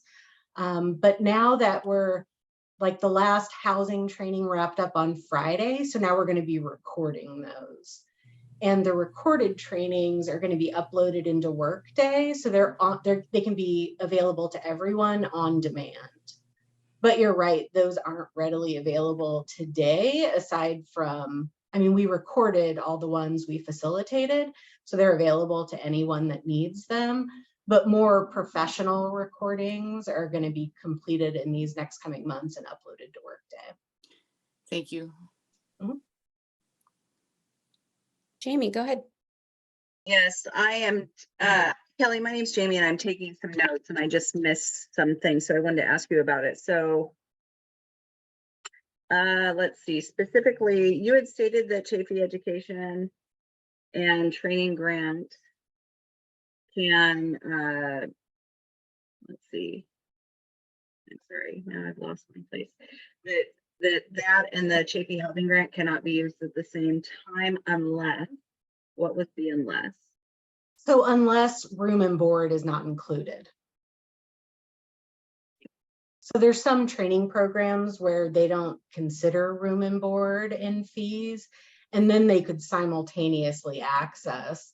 But most of our young people who are on ETV or ETG, you hear it both ways, but once they access that Chafee Education, it essentially cuts them off from other federal funding. Got it. Okay. And I'm happy to share these slides if that would be helpful for everyone. Wonderful. Thank you. And you don't have to rely on your notes. Thanks. All right, Nick and Casey, I didn't see who popped up first, so jump on in. Is it okay if I go? Kelly, good to see you. My understanding from many years ago was that there was a percentage of young people who were eligible for those funds. I think it was the ETB funds, would enroll into school and college, have a disruption for all the things that life kind of deals with at times, and ended up in situations where they'd have to pay back funds. Is that still a thing that happens? If so, could you speak a little bit about that? And again, Nick, I think during COVID, so many things that were typical before COVID were not occurring. There was a lot of forgiveness. So we haven't experienced that in the last couple years, but I think everything is having to tighten back down due to budget. We haven't seen that yet, but like you said, when kids are getting these funds and then not attending, yeah, I mean, they're meant for school, so they do end up having to pay those back. But the kids that actually try and they're just not successful, those funds are not being repaid. But then once you're on academic probation, they won't give you the funds anyway. So then you're kind of cut off from that financial support. But what we've been trying to work with providers and caseworkers is, if you're in that situation, great, let us know and we'll flip you back to housing, so that you can use the housing funds to kind of support education until you can be back in good standing and get back on the educational funding. Thanks, Nick. Casey. Sorry for multiple comments. The other concern that I was having on this is that when you were talking earlier, based on, I think, Malik's first question, that it's not really free because it's the tuition and fee waiver comes after the Oregon Opportunity Grant and after the federal Pell Grant, but both of those grants you can use for housing. Is there, and I don't see in the law that it says that those must be used before the tuition and fee waiver. What could we do to have the tuition and fee waiver applied first so that kids can then still be eligible for the Oregon Opportunity Grant and the Pell Grant to help with housing? I think, you know, when we look at kids that are already struggling through high school and then we're asking them to take this next step, it's, I mean, absolutely fantastic to have your tuition and fees paid for, but it's a full-time job to pay for housing on top of that and to work, you know, and for many people, including me, going to school was a full-time job. And so asking them to go to school and work and be successful in school seems like a really tough ask for kids that are transitioning. And so given that it's not in the law, I assume it's in policy. What could we do to flip that order? I mean, it's my understanding that that's just the process. The post-secondary institutions, that's the way they do it. They wait until all financial aid has run through, and that's when it's determined what needs to be waived. But to your point, a lot of people, the financial aid covers everything, so they never even get to the tuition and fee waiver. I imagine it would be very expensive for the post-secondary if they didn't count the financial aid first, but that's not like a child welfare process. That's how the post-secondary institutions process financial aid. I would tell you, Casey, that I was part of the team that passed that bill, and we wouldn't have passed it without that measure. The state and community colleges would have killed the bill if we didn't make the concession that it came after the state and federal aid.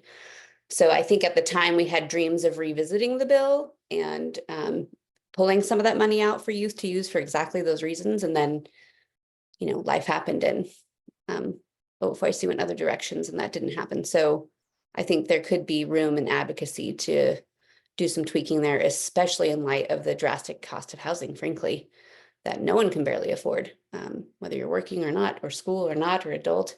So just a background there.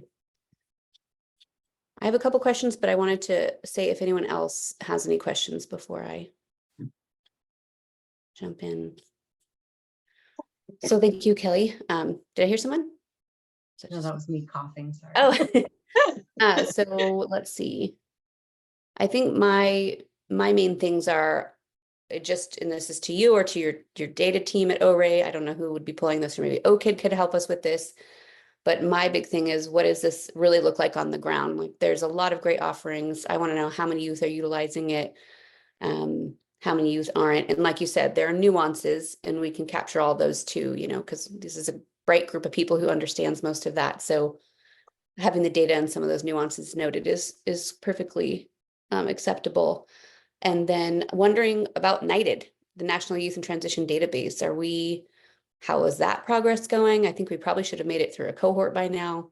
Wondering if we could have that data brought back. That data with Foster Club. So they have peer navigators that help with surveying young people.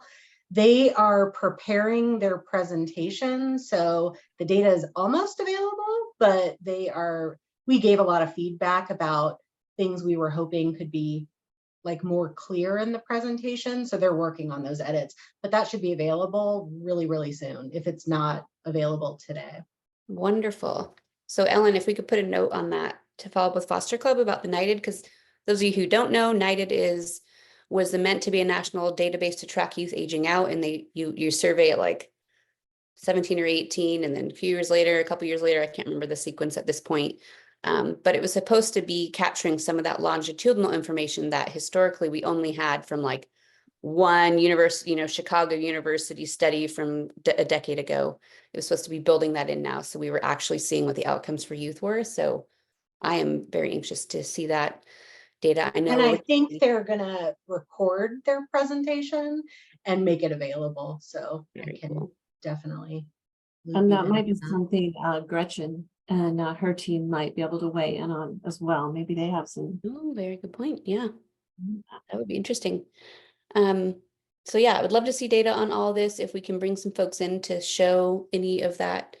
And then kind of like Casey was saying, what are some of these areas where the intended use of the program isn't quite working, like tuition fee waivers, or if there's any program policy recommendations that folks working with young people have, wondering what any of those are that you've seen or heard where we should be looking at some tweaks to make this all more accessible and usable by our youth.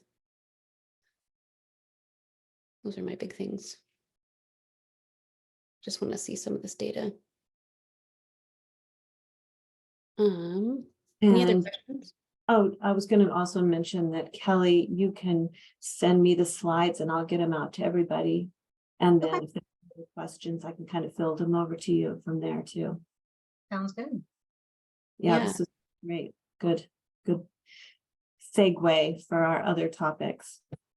Yeah, and one quick thing, Kelly, this can be a future question, but if you could be thinking about that, given all these amazing programs and what they offer, what are barriers to access for young people and how could we be addressing them? So I don't know if you talked to your transition team there at central office or across the ILP programs, if you have, just a few high level areas where we could be looking at addressing some of those barriers, that would be great. And just to say, I mean, I think some of the barriers were mentioned. Training, I think, is a huge component of that. And ensuring that caseworkers and providers and community partners and resource parents are aware of all of these options and that they can support young people in accessing them. I think that has been an ongoing challenge. And when you rely on one-on-one consultations or just meetings to kind of get that information out, it hasn't been very effective. That's helpful. Thank you. Yeah, that's well noted. All right. Thank you so much for coming and sharing all of that. And we'll probably be in touch. And thanks for sending the slides over to Ellen. And, yeah, thanks for having me. Have a good day. Yep, you too. All right. We are doing so well on time. Look at this. Yes, and I just communicated with Lacey. She should be joining us just a couple minutes. All right. Well, would love to debrief with commissioners on that presentation and any follow-up you'd like to hear that hasn't been discussed already, or any aspect of youth transitioning out that was missed here that we need to bring in maybe another speaker or pull in different data. Go ahead, Casey. Yeah, I mean, I just want to echo what you just asked for, which is it seems like we've talked a lot about educational issues for the last couple months, but nobody has the data we're looking for. And so, I know that these programs exist. I think a lot of us know that these programs exist. It's just, are they being utilized? And, I know I rep these kids and I've talked to a lot of kids and I've never seen a single child use it. So, and I think we've talked about it as well, but there's just so many obstacles there. Like we don't talk a lot about books, and books aren't included in tuition and fees. But, you know, being registered and all of a sudden before you even get your student refund, if you're taking student loans or getting the Pell Grant, you've got to buy $1,000 worth of books. And so there's just so many issues. I know we're trying to do the right thing, but it's hard to see if we're actually being successful without the data. Absolutely. I'd like to add and expand upon that. In case I appreciate that point, and one that you brought forward, that there's not only the data at the big numbers, like how many kids are aging out and what are happening to all of the young people, right? There's also the tracers through, right? So like following young people as they age up and out. We know these systems are out, the programs are out there, but from a kid perspective or from somebody who's worked in the system, we see a few kids get into each of these amazing things that there are to offer, but the majority of young people aren't able to, which comes back to scalability, funding, and resource. And having reviewed the article in the paper just this last couple of days ago around the OHA system, where decisions that were made 20 years ago not to invest are now showing up in our streets and in our community. We have the same set of situations happening within the foster care system. And so all that we can do collectively to get our arms around funding at scale, what it truly takes for kids. And the ILP program is phenomenal for kids who are able to benefit from it, but so few actually are able to get into because of all of the myriad of challenges actually getting into the program and getting engaged into it. So fundings and resources, I think, is critical for us to look at that way. Thanks, Nick. Absolutely. I think that's a really good point. Anything else before we transition? I see that Lacey jumped on. Hi, Lacey. All right, so it sounds like we want some more data. And like I said, the NYTD, NYTD National Youth Transition Database should have some information about what's happening to our young people and what they're using and not using and what their educational and financial and employment outcomes are. So I'm really anxious to see that. But I think from a program level, looking more into who's utilizing and who's not, and what are those barriers, maybe somewhere we need to dig in more. And then what funding would it take to, like you said, make those programs more accessible? So we'll follow up on that. All right, well, thank you all for that discussion. Next on our agenda, we have Child Welfare Leadership providing an update. So welcome, Lacey. Good morning. I am sorry that I only came on the tail end of that conversation because that's something that I really enjoy talking about and thinking about. I'm Lacey Andreessen. I use she, her pronouns. I'm the Deputy Director for the Child Welfare Division and really glad to be with you all today. I plan on covering some highlights from the last couple of weeks around temporary lodging, some of the media attention that we've had, presentations that have been done to the legislature, and then a couple of updates. I don't think that I have 30 minutes worth of material, so we will have some time. If you all have some questions or information that you'd like to get from me, I'm happy to have that. So probably as many of you are aware, for a whole variety of reasons, we continue to be highlighted about the use of temporary lodging and the need to reduce and eliminate that. We did enter into legal action in 2016, settled in 2018 under a lawsuit, and we're under a federal settlement agreement about reducing and eliminating the use of temporary lodging for children and young adults experiencing foster care. We've gone through a couple different rounds of arbitration because the agency has not been in compliance with portions of the agreement. The agreement has very specific and aggressive numeric caps that are that from the time of the signing of the agreement in 2018 are on a sharp slope down around utilization. It includes number of times children can be in temporary lodging, the ages of them, the number of days, and for a whole variety of factors. Many of you are intimately aware, we're not yet in compliance with that. And so most recently, in 2022, the end of 2022, we went through more arbitration with the plaintiffs in that case. And then Judge McShane ruled in June of last year, assigning the special master, Dr. Marty Beyer, to come alongside the agency, analyze how we're responding to temporary lodging and make recommendations to the judge about what child welfare could do. So because of all of those things, in addition to our utilization of contracted support folks for children and young adults either at risk of or in temporary lodging. There's been a lot of focus around that. And in the informational hearings, the first 2 weeks of January, Director Flint-Gerner was able to do 2 different presentations, one to the House side, one to the Senate side. And so I wanted to give you, from my perspective, kind of the highlights of that important content that she provided. I think one of the first things to really think about and talk about is what temporary lodging is and what it's not. So let's start with what temporary lodging is not. It's not an appropriate placement option. It's only used when a placement cannot be found. Temporary lodging is not a group home or a foster home.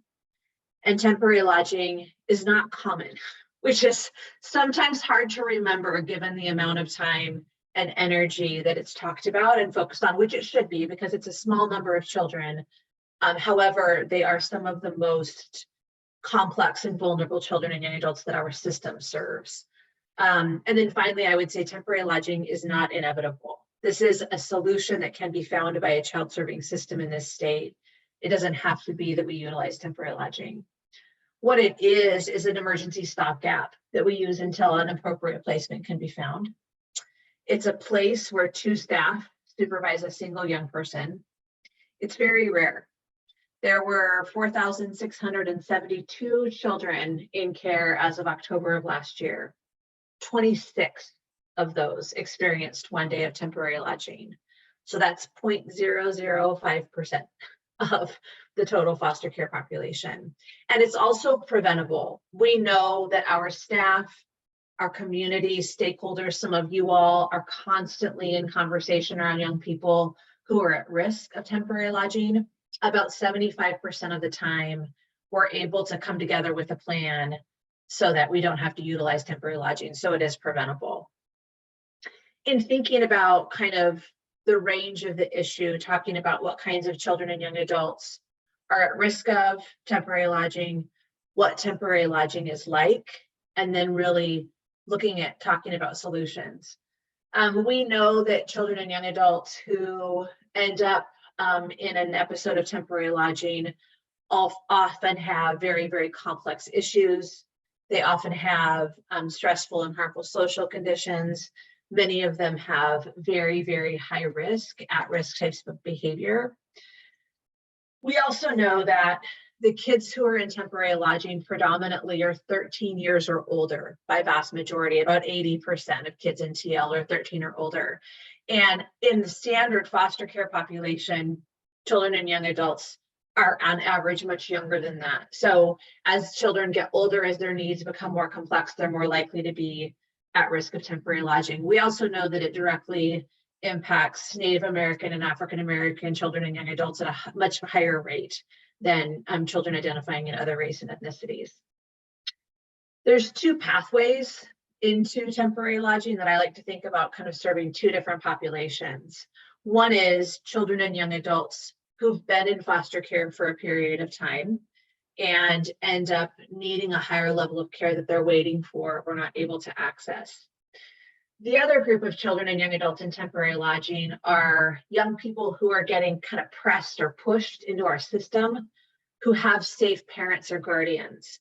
And that grouping is very important because that's not the standard family or child that child welfare has served.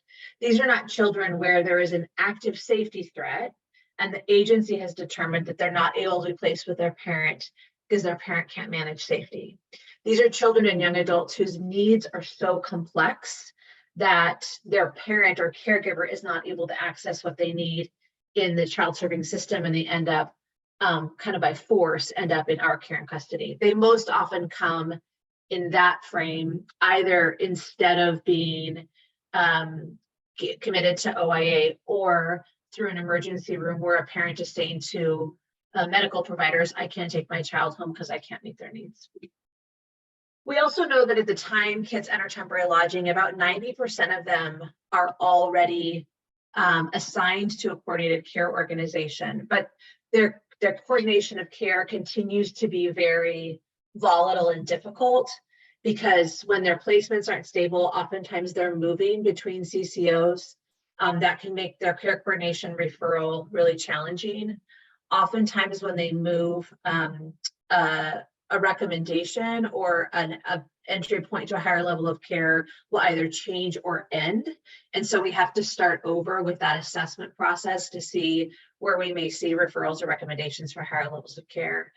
And then it just sometimes will take longer when they have to start over, when they're having to see new healthcare and service providers. And so all of those things make the population more complex and difficult to serve.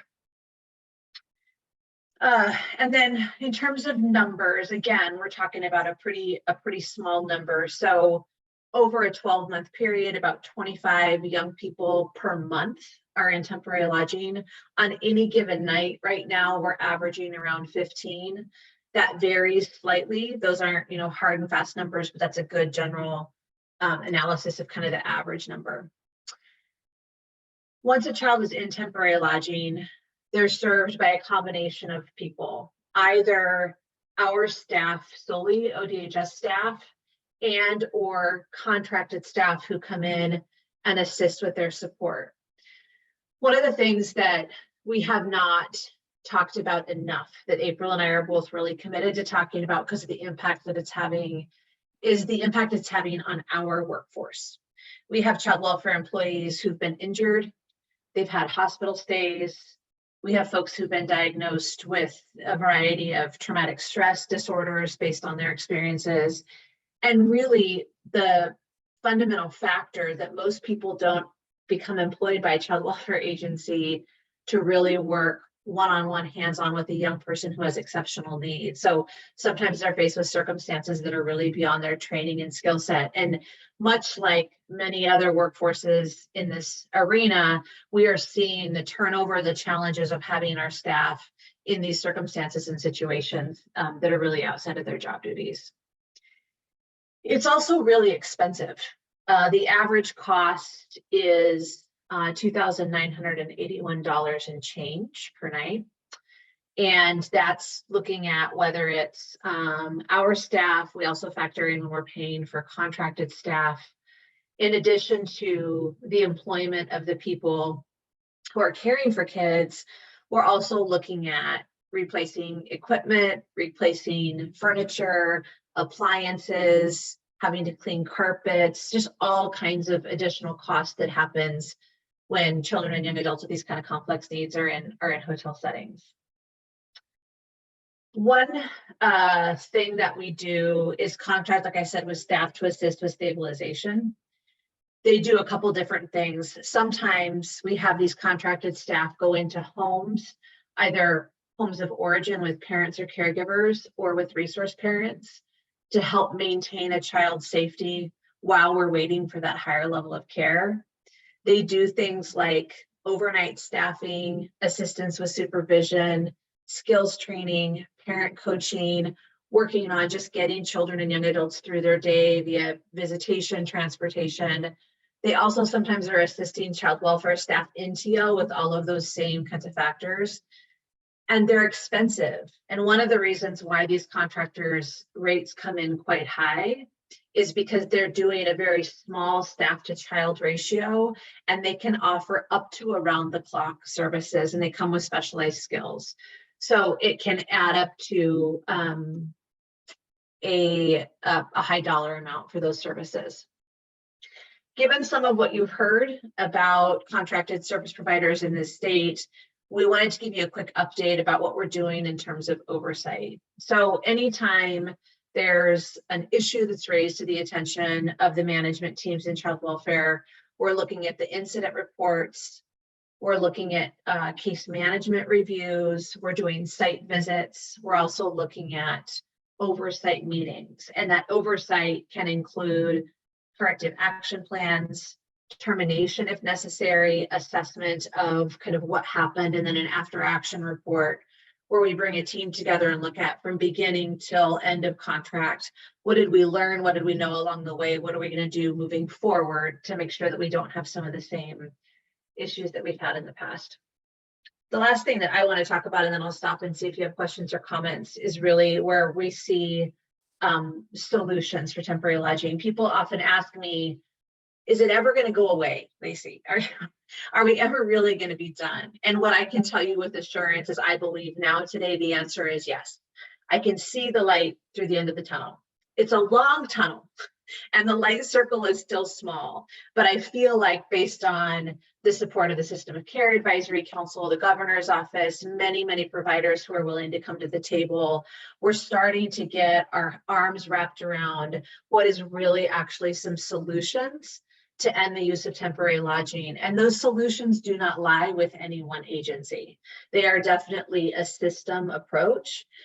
I've believed that anecdotally for years. It was really good to take a look at the draft report that Dr. Byers has submitted to the federal judge who's overseeing that settlement agreement that I referenced earlier. If you're interested, along with April's testimony, she also, Dr. Byer also did an informational hearing in front of the Senate, and her draft report is attached and uploaded in OLAS as one of the pieces of information that she used in that, and I can get you those links if you'd like to see them. Her draft makes really broad sweeping system suggestions and changes, including everything from how the Department of Ed is engaged with children, very early and frequent wraparound meetings for children and young adults who are struggling, more capacity in residential treatment, a close look at how what standards for licensure are within statute and what those need to be. So she had a really comprehensive approach. She also included some stories of children and young adults that I thought was a really nice way to bring the kids back into the center of the conversation.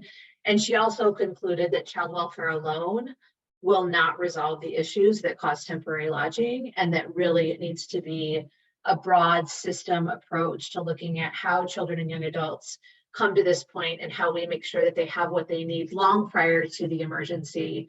One thing that I thought was really interesting that we're exploring as an agency is her recommendation that as you see a child move, you sound the alarm quickly. And she identified 3 moves.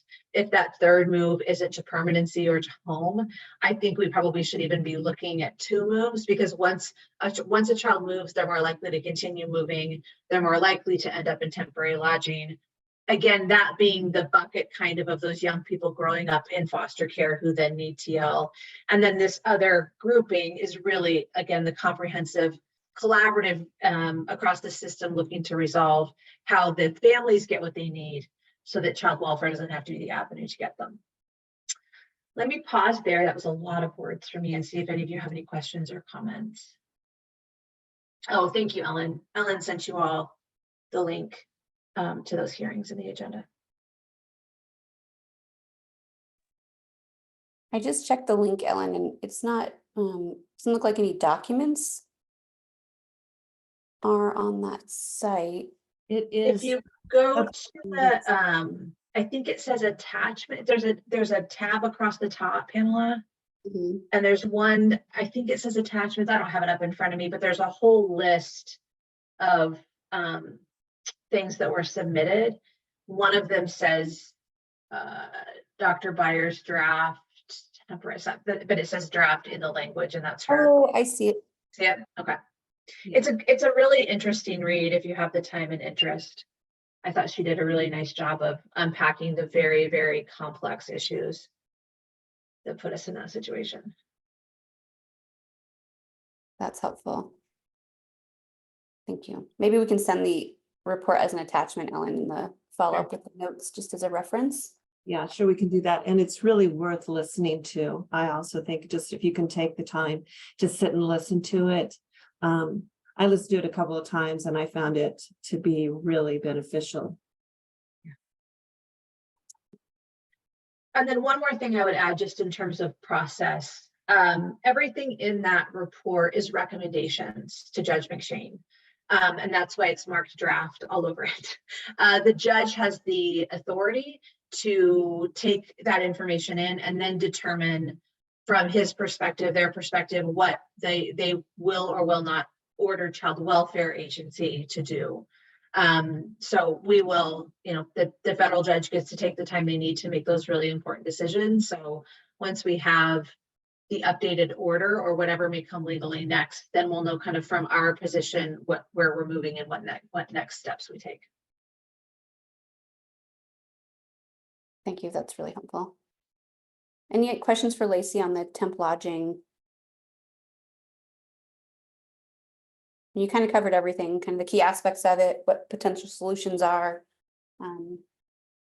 At this point, it's, you know, how can we be supportive if there's any role we have to play, and go from there. I mean, I was quite taken with the conversation you all were having when I came on. I think one of the things that has happened, and many of you work with older young people in foster care and know this, as the older kids get, it feels like their options are very high level, high functioning, moving towards independence, or very high level intensive mental health and behavioral health placements.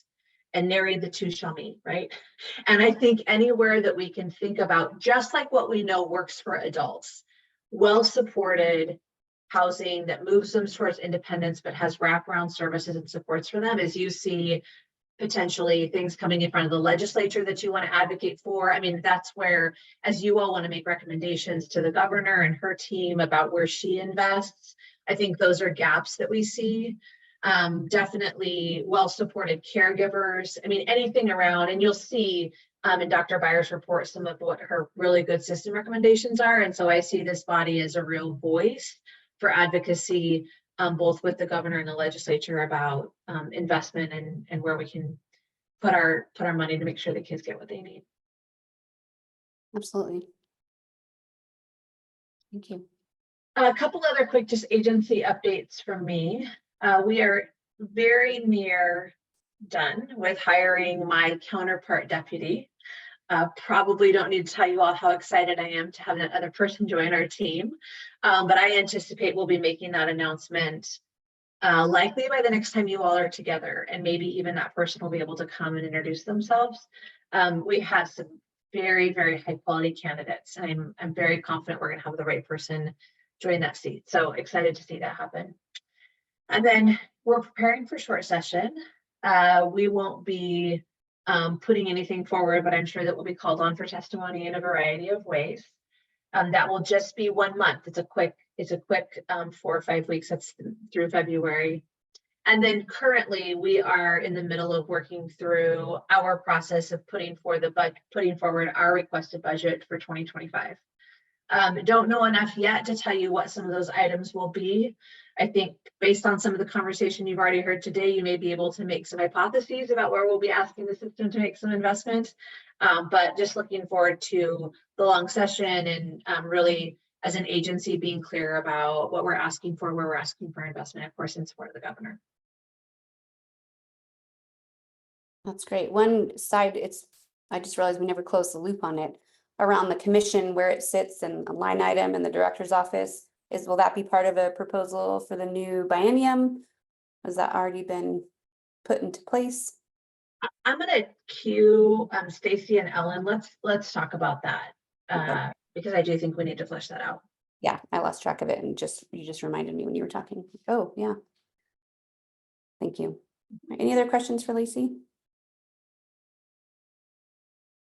All right. Thank you, Lacey and team. Oh, Nick, you got your hand up.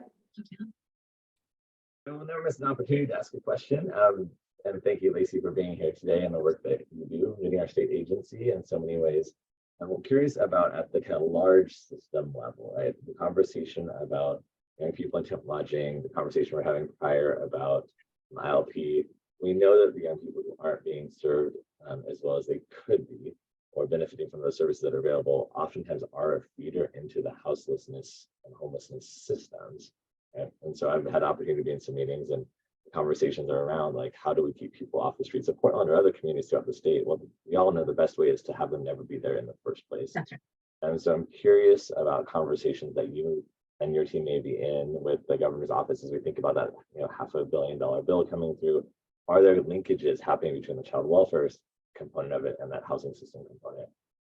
It's a great question. So we are working through what investment we may be looking for specifically with child welfare's transition team young people transitioning adulthood, and self-sufficiency's runaway and homeless youth group, specifically to say, how can we tell the story that children and young adults we all know who've been in foster care are more likely to end up houseless and homeless.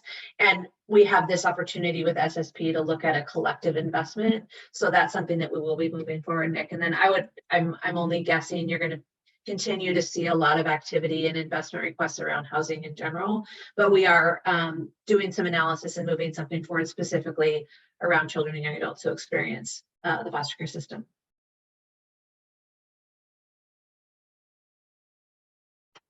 Thanks. All right. No other questions. Thank you, Lacey, as always, for joining us and sharing. Thanks, Jill. Thanks for the work you do. I appreciate you. Okay. All right. Lost my agenda on all my screens. 1 second. Here it is. Okay. Oh, awesome. We're still ahead. So the next item on the agenda is for us to dig into possible recommendations and discussion for educational outcomes for foster youth. And so I know we have Catherine Stelzer back on. I see you. Welcome. Thank you for joining us. It looks like Marley as well. So I don't know if I want to pass it to you first or we open the discussion first. Ellen, I can't remember where we wanted to start. I think well, what we have is Catherine on first, and then to move to maybe some possible proposals that she may have, that she and Marley may have created. And then with Gretchen's team and OCID here, to be able, and she's been kind of listening in the background to see what kind of data they may be able to help us with. So we're going to try to have that fill in the blanks in the discussion that follows after Catherine and Marley share with us what they'd like. So then we can go back to that screen share with the education issues that were identified during our retreat. Thanks, Ellen. So Marley and Catherine, I'll pass the agenda over to you. Great, thank you. I don't necessarily have proposals, but I have some thoughts around chronic absenteeism that I thought might be useful to the conversation. And once I go through mine, Marley may have some additional thoughts. I think it's a really good area of focus since the OCID data seems to support that. And it's something that we've heard off and on over the years has been an issue. I think even, you know, when I was in this position 10 years ago, ODE was doing a lot of work around chronic absence.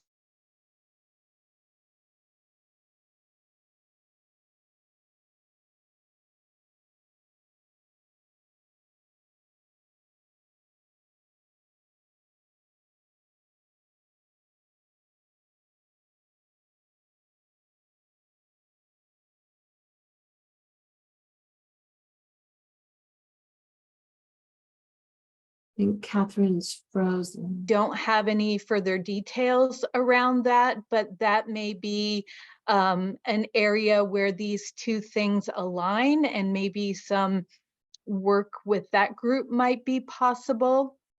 I also think it's really important that we dig into the root causes of what's causing chronic absenteeism. It's a term that is kind of thrown around a lot.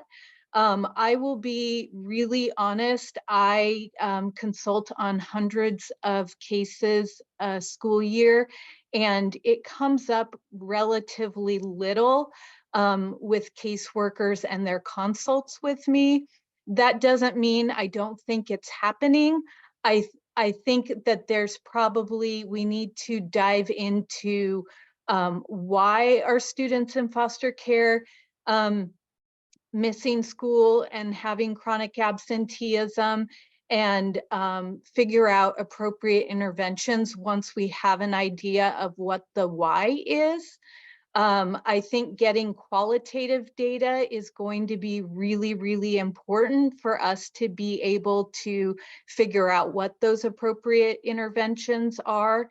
And maybe that's something that the legislative work group will be addressing in that work.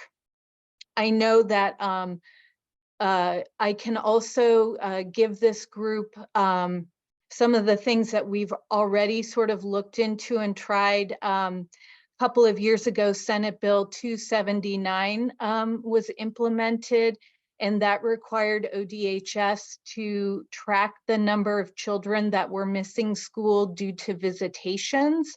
There was some thought that that might be a part of chronic absenteeism and low education outcomes. We did an enormous amount of work to figure out how to track these cases and found relatively small numbers of kids were actually missing school in order to receive visitations with their families or family time. And what we found in that work is, I think it was less than 1% of all kids in foster care across all of the data that we were examining. That report to the legislature, I'm happy to share with folks if anybody is interested.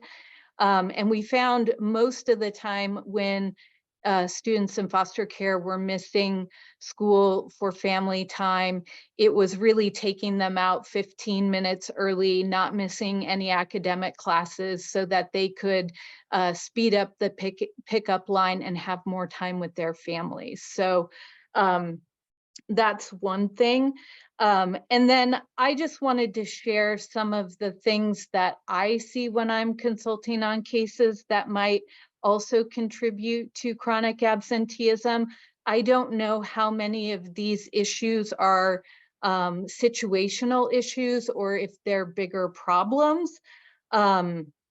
But I know one thing that has come up this year in our conversations with the foster care points of contacts in school districts is transportation to school of origin has been an issue, and some of the points of contacts have wondered if that also fits into chronic absenteeism.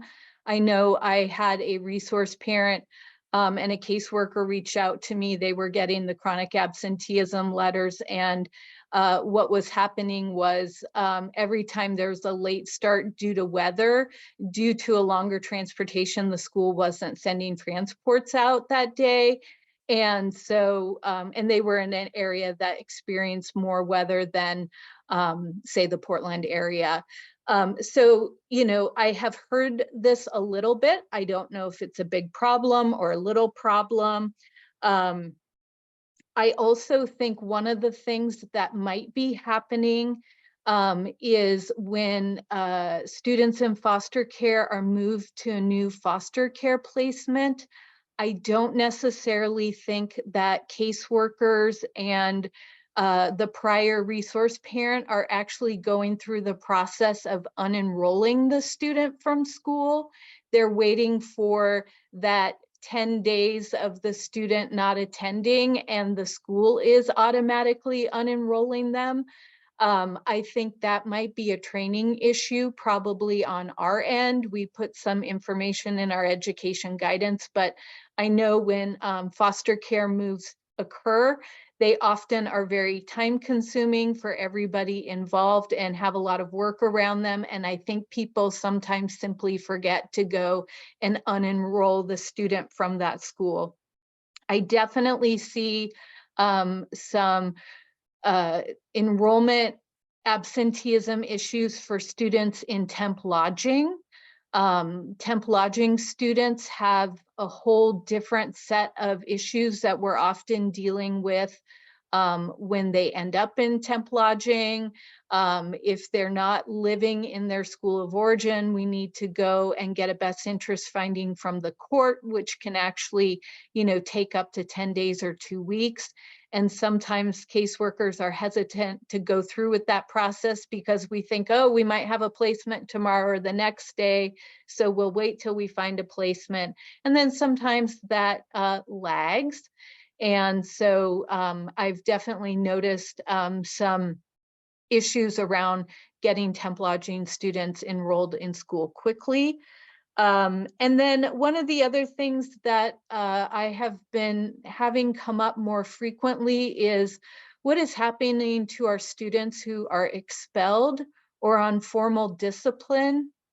I've noticed a lot of schools have been, school districts have a responsibility to give those students an education. What that looks like is quite broad, and I'm seeing a number of students who are expelled, and then their only option for education is online education through the school district.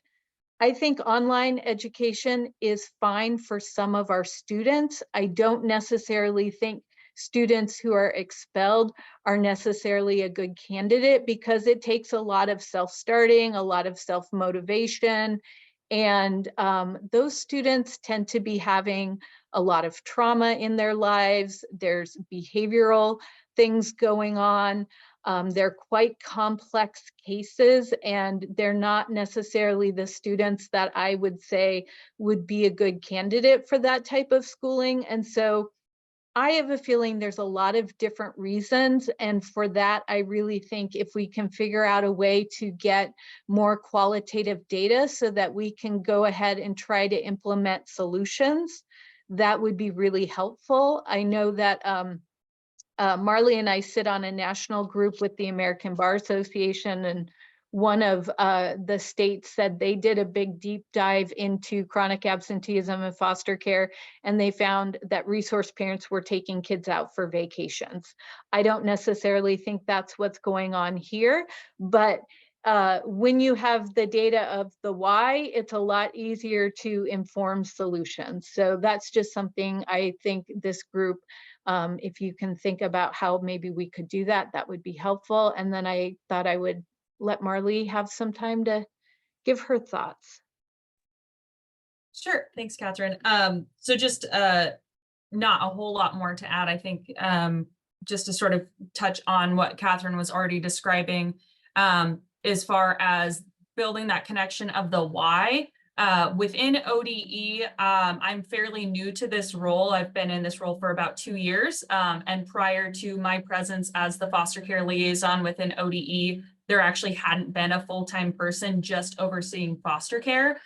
So that's kind of been this big opportunity to determine the why specifically to that focal group of students, which is allowing our team, which was previously the federal programs team and is now actually the education program standards team. So even just that shift is kind of this new opportunity to build connections, one of which being with the team who oversees chronic absenteeism, as well as the folks who oversee that data set. And pulling all of that information together, building work groups within ODE, including DHS, and expanding to other relevant parties to see what information we have and what we can do with it, and how that will inform training. We do a training with foster care points of contact at least once a month. And in addition to that, we monitor within the federal programs, do ESEA monitoring for about 40 districts a school year, to oversee how they're utilizing their federal funds and applying their federal programming. So gaining insight on chronic absenteeism also allows us to pass that through the channel of monitoring, see if we can determine the why, how do we apply that in our engagement and our hands-on technical assistance in school districts to determine, is it a transportation issue? Is it a resource issue? How do we keep an eye on that in a way that is both encouraging fidelity and offering support to our school districts to make sure that students are receiving those services, everyone who's involved in that process is well informed, and we can advocate at the state level where we see those gaps. So that's kind of just the overview of my position and how it interacts with chronic absenteeism in foster care. Thanks, Marley and Catherine. Any questions for the team? Casey? Yeah, this kind of feels really like it's an intersection between what we were just talking about with the temporary housing with the education. I want to give a little anecdote. I have a kid who is at the Children's Farm Home, really did nothing herself except for had some suicidal ideations. And she was put in there right at the start of the school. We're now, through the entire semester into the next. And we've been going to court on this weekly because she's only been in school for 3 hours at the entire time that she's been at the children's farm home. She gets 15 minutes of schooling per week, and she's a sophomore in high school. Now, DHS, the caseworker, and all of us are upset about that, but then it becomes there's no less restrictive housing area for her. So where is DHS's responsibility as the ward of the child to ensure she gets an education balanced with that kind of temporary housing or less restrictive?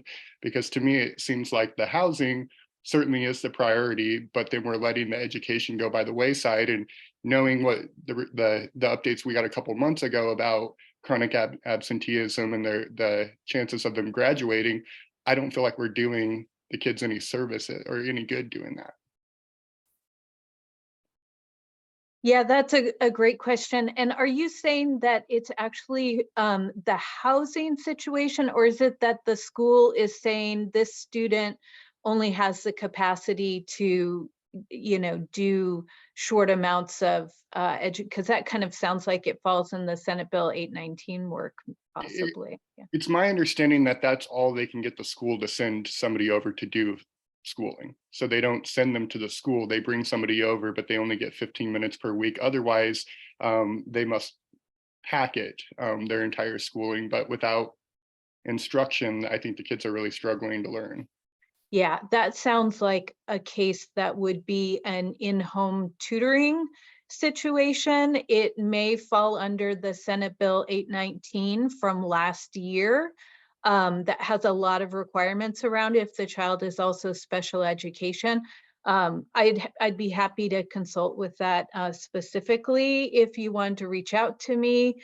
But yeah, I think there's a lot of times where, if students are receiving in-home education, that doesn't feel like it's enough for that student to succeed and then graduate high school. I would also say, I don't think that situation would fall in the chronic absenteeism bucket if that's what the school district is saying is the appropriate amount of education for that student. So yeah, there's a lot of intersection on these cases, but I'd be happy to talk more about that. Could you say that the SB number one more time for me? Yeah, Senate Bill 819. Thank you. And it's specifically relating to abbreviated school day. So that would be a shorter school day than other students in the school district. And ODE has a web page about that as well. Thank you, Catherine. Other questions? I have a couple, if no one's jumping in. So the one is, you said that you found less than 1% of chronic absenteeism was related to visitation for kids, but I have heard from resource parents that there's a bill in the works with Senator Gelser-Bloon that would make it so no visits could happen during school days or on school hours. It would be banned per statute. Have you been consulted on that at all? I have not. I'm not aware of that. I would also just kind of note that there are times that the only time we can do family time is during the school day, specifically around when parents are incarcerated, and their only, visitation time is a set time during the, those kinds of situations. So. Totally. But I'm not aware of a bill that would do that. But that doesn't mean it's not happening. I saw Rachel pop on camera. Rachel? Yeah, thanks, Pam. The senator did mention that she was working on a fix to 819 in passing a while back. That has not been the focus of where I've been engaging with her. There's been quite a few other issues that we're navigating, but just noting that Michelle, I know, is your liaison here. I'll follow up with Michelle Pfeiffer and we'll work to get some information about what actually is in the works for the 819 amendment and what that looks like. Thanks, because I would hate to be putting a policy solution for a problem that's impacting less than 1% of the kids and then forces kids who that's the only time to see their parents to not have visitation, which is a barrier to reunification and all sorts of poor outcomes. So thank you. The other question I had was based on the data you have seen, like we do have data that says chronic absenteeism is a big contributor to not graduating on time or with a GED or with a diploma. But in this specific case around foster youth, based on what you've said around what is causing some of the absenteeism, the chronic absenteeism, it doesn't sound like chronic absenteeism is the contributor to our foster youth not graduating. But am I hearing that wrong? I don't know. We don't in child welfare, we don't have data points that we can look at on our own within our information system. I think that I think that there is probably something there. I just don't know what the there is, so that we can then do better interventions without doing some qualitative analysis. I also think I want to remind folks that both the OKID data and the high school graduation data includes kids that are in and out of foster care. The foster care grad data is for any student who was in foster care 1 or more days in their high school cohort. So that includes kids that have been adopted in guardianship, kids that have returned to their parents, kids that are in our system. It's a much bigger group of students than students that are in foster care right now or when they graduate. So what happens outside of our system, we don't have a lot of control over. The other thing that I will say is when Senator Gelser-Bluin did Senate Bill 279, it initially included not removing students for visitation, family time, mental health appointments, that kind of thing. And we were able to request that appointments be removed because we have no control over when mental health therapists are available, when psychologists are available, when doctors can see kids. And we already know that sometimes it takes a long time to get really important evaluations for our kids, and kids do miss school for that. And it's unfortunate. And our kids probably miss more school for those types of medical and mental health appointments than other students. And I don't know how much that impacts or doesn't, but it's also not something we can control on our end here. Yeah, thank you. That was really helpful.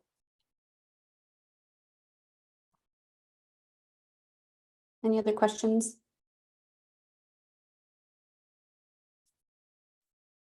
So this rolls into this piece of the agenda where we talk about what recommendations we might have or what additional information we need to make any kind of recommendations at all when it comes to young people in foster care graduating high school. So I don't know, Gretchen, if you have any thoughts after listening to this conversation, you have anything that you believe that data you guys might have that you could share with us?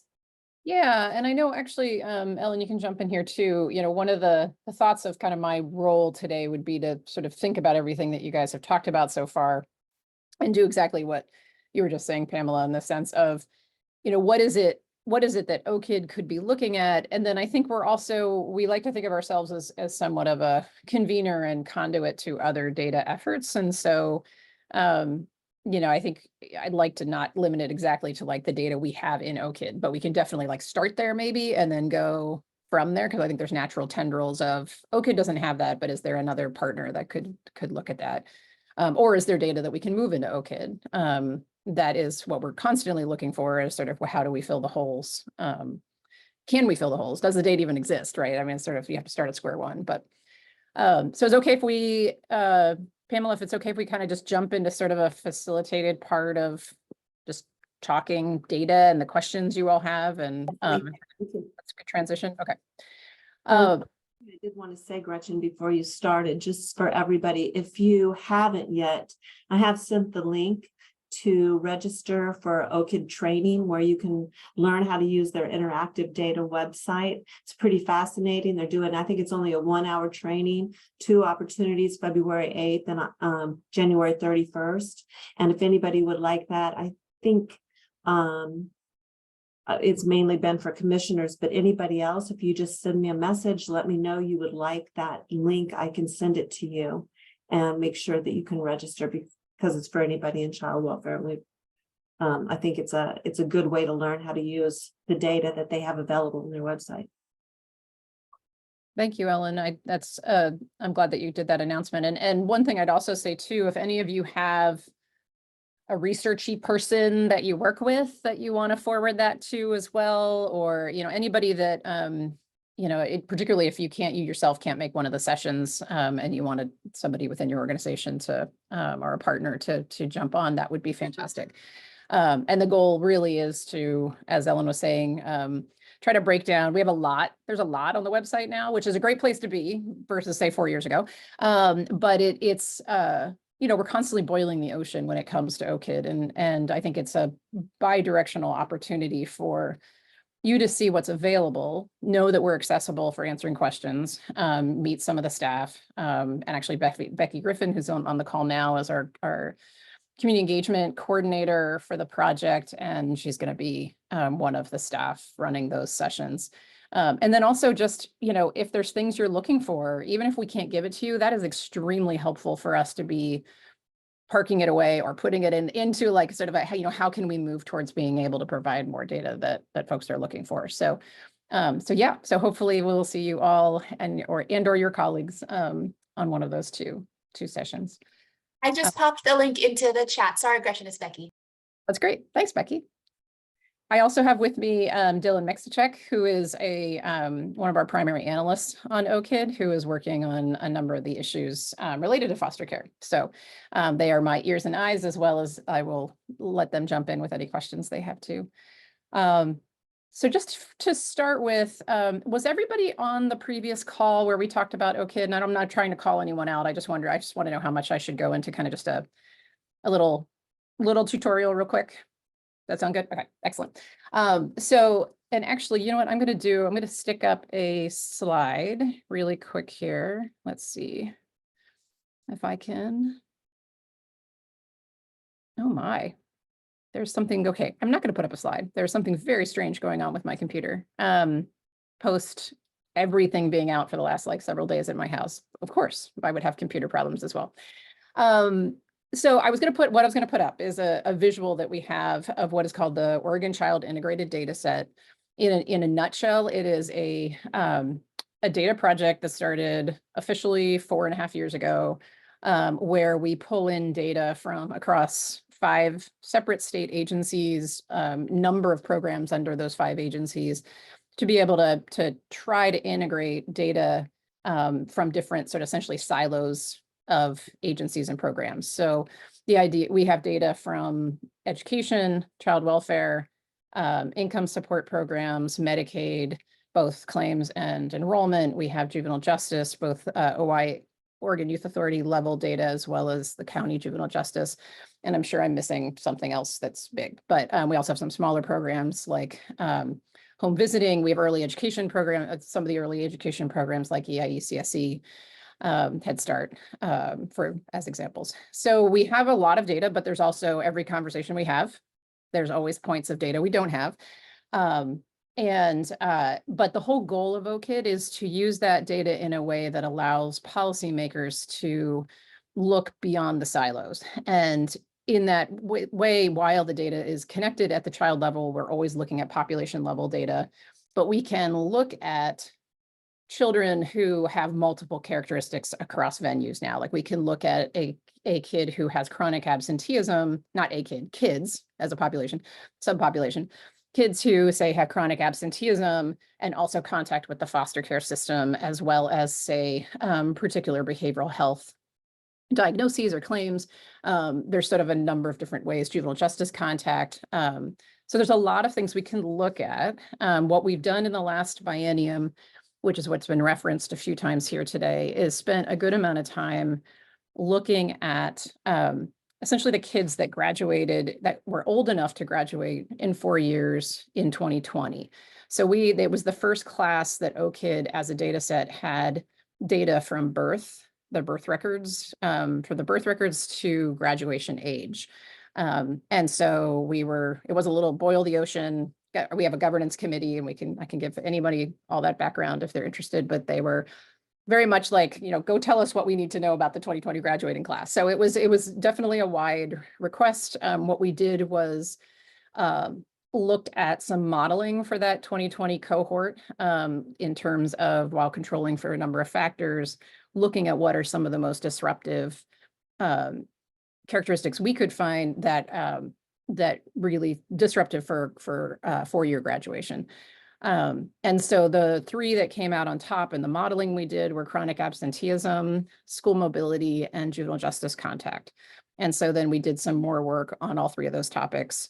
We have briefs on our website, as well as interactives, and essentially spent a good amount of time looking at graduation rates by different groups of kids. Some look at timing, some look at what other programs kids that say had particular sort of, kids who are chronically absent, what other programs do they have contact with? So it was sort of a first run at trying to look at those types of data topics. So here we are in a new biennium, and we have a few things on our work plan that are all really related to the conversations that you guys are having. One of which is a slightly deeper dive on mobility, school mobility, and Dylan is working on that right now. And we're starting off looking at the types of mobility to get a better sense, sort of summer transition versus mid-year. And then the governance committee has prioritized looking at foster care, kids with foster care contact, as well as kids with behavioral health contacts or diagnoses. And so you all are an awesome sort of venue for us to come talk to, because if we're going to do some work on foster care and mobility, what are the questions that pop to mind that you think that the type of data that's available in OKID, could help frame your conversations? Unfortunately, we're not going to be able to get to the why, like Catherine was talking about, for the most part, but we can look at things around proximity, of mobility to other factors. We can look at length of time. There's different ways that variables can be coded to try to get at a more precise look of, when things are happening to which children.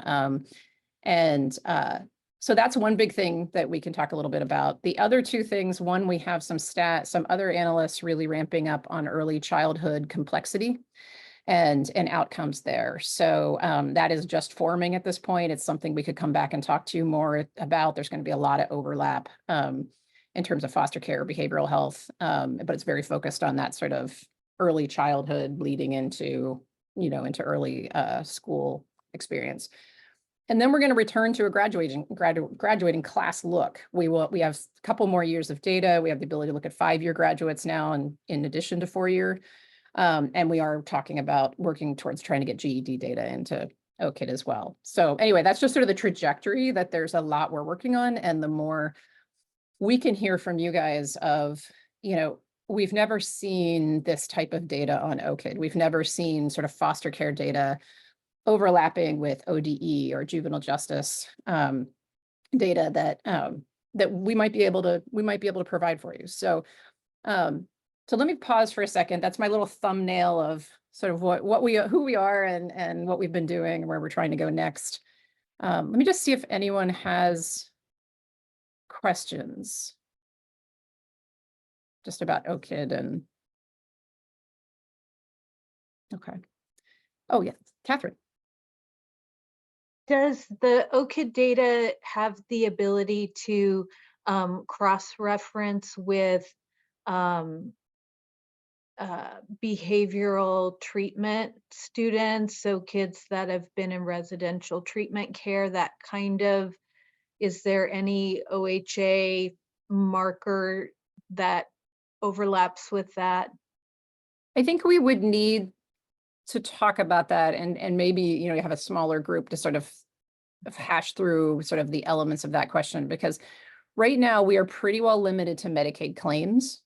I know there are potentially other data sources out there. I don't know, you know, personally, I don't know how, you know, robust they are. You know, I definitely was, as you were talking earlier too, about the independent living programs, all of those type of things we don't have in the data set. That doesn't mean it couldn't be pulled in. Like case in point, and this is, we actually have this data now, but back in the day, we didn't have it.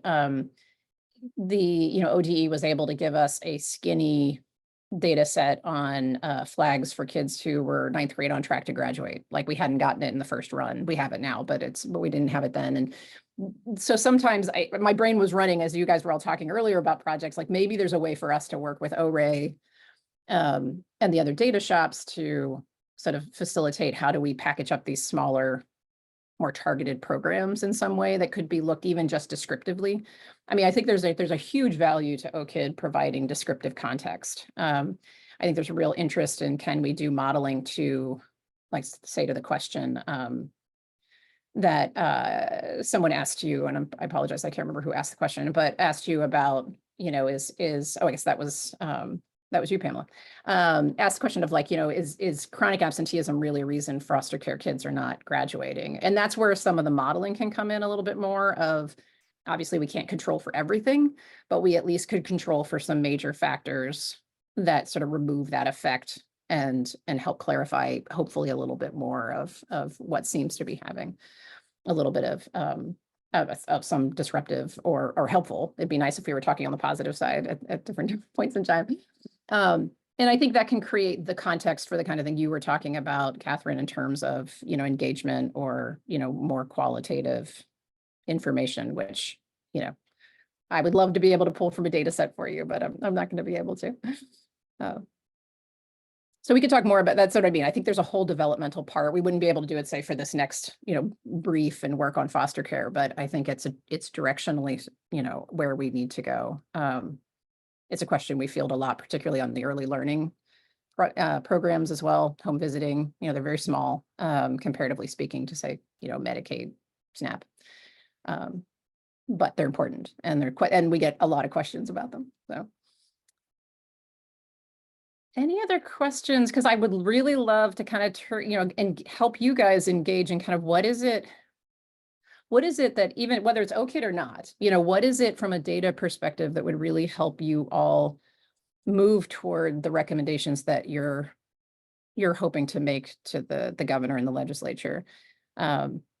And so, one, I guess I'll pause for a second to sort of see, is there anything from this conversation today that anybody has a real bee in their bonnet that are like, sort of, I really want to talk about this topic?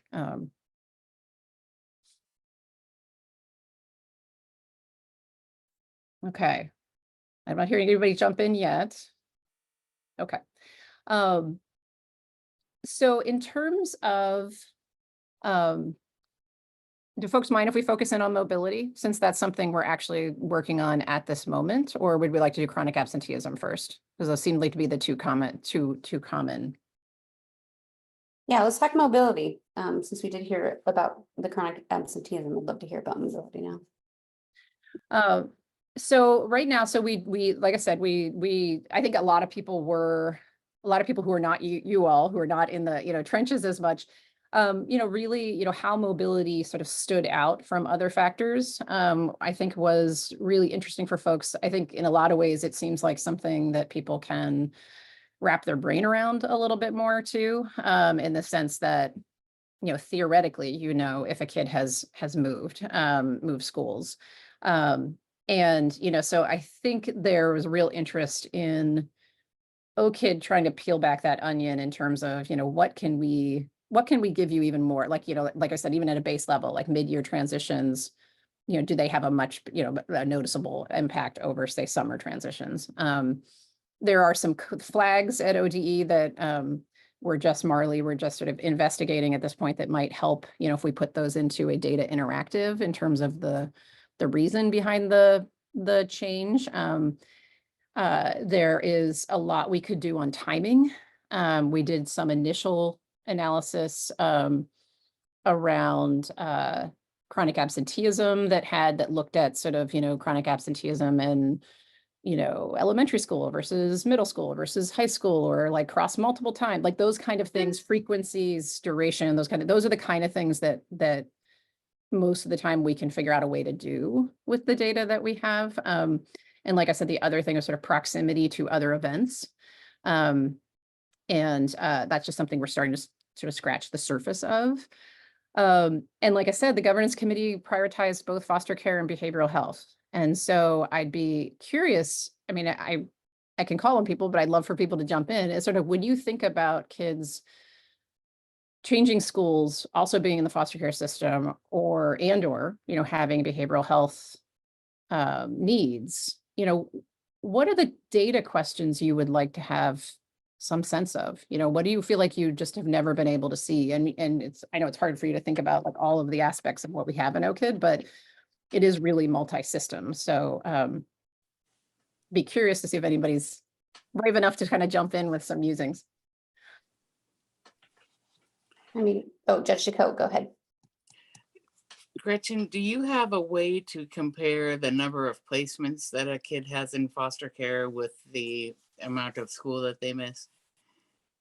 And actually the number of placements, I wonder, Dylan, do you want to take that just from the number of placements category? Because that may be more of an ORAE data conversation that we've been having off and on, or need to have. Of course, I'll jump in with what I know, and then I would echo with Gretchen that these may also involve discussions with ODHS staff just to learn a little bit more. We do have a variable that indicates the number of placements a youth experienced in foster care. So we do have that. I would say one limitation we've been made aware of with the data we have is that when a youth is adopted and then returns to the foster care system, that record isn't linked for us. So we do have number of placements, but I would say that adoption kind of caveat is one limitation of the data we do have.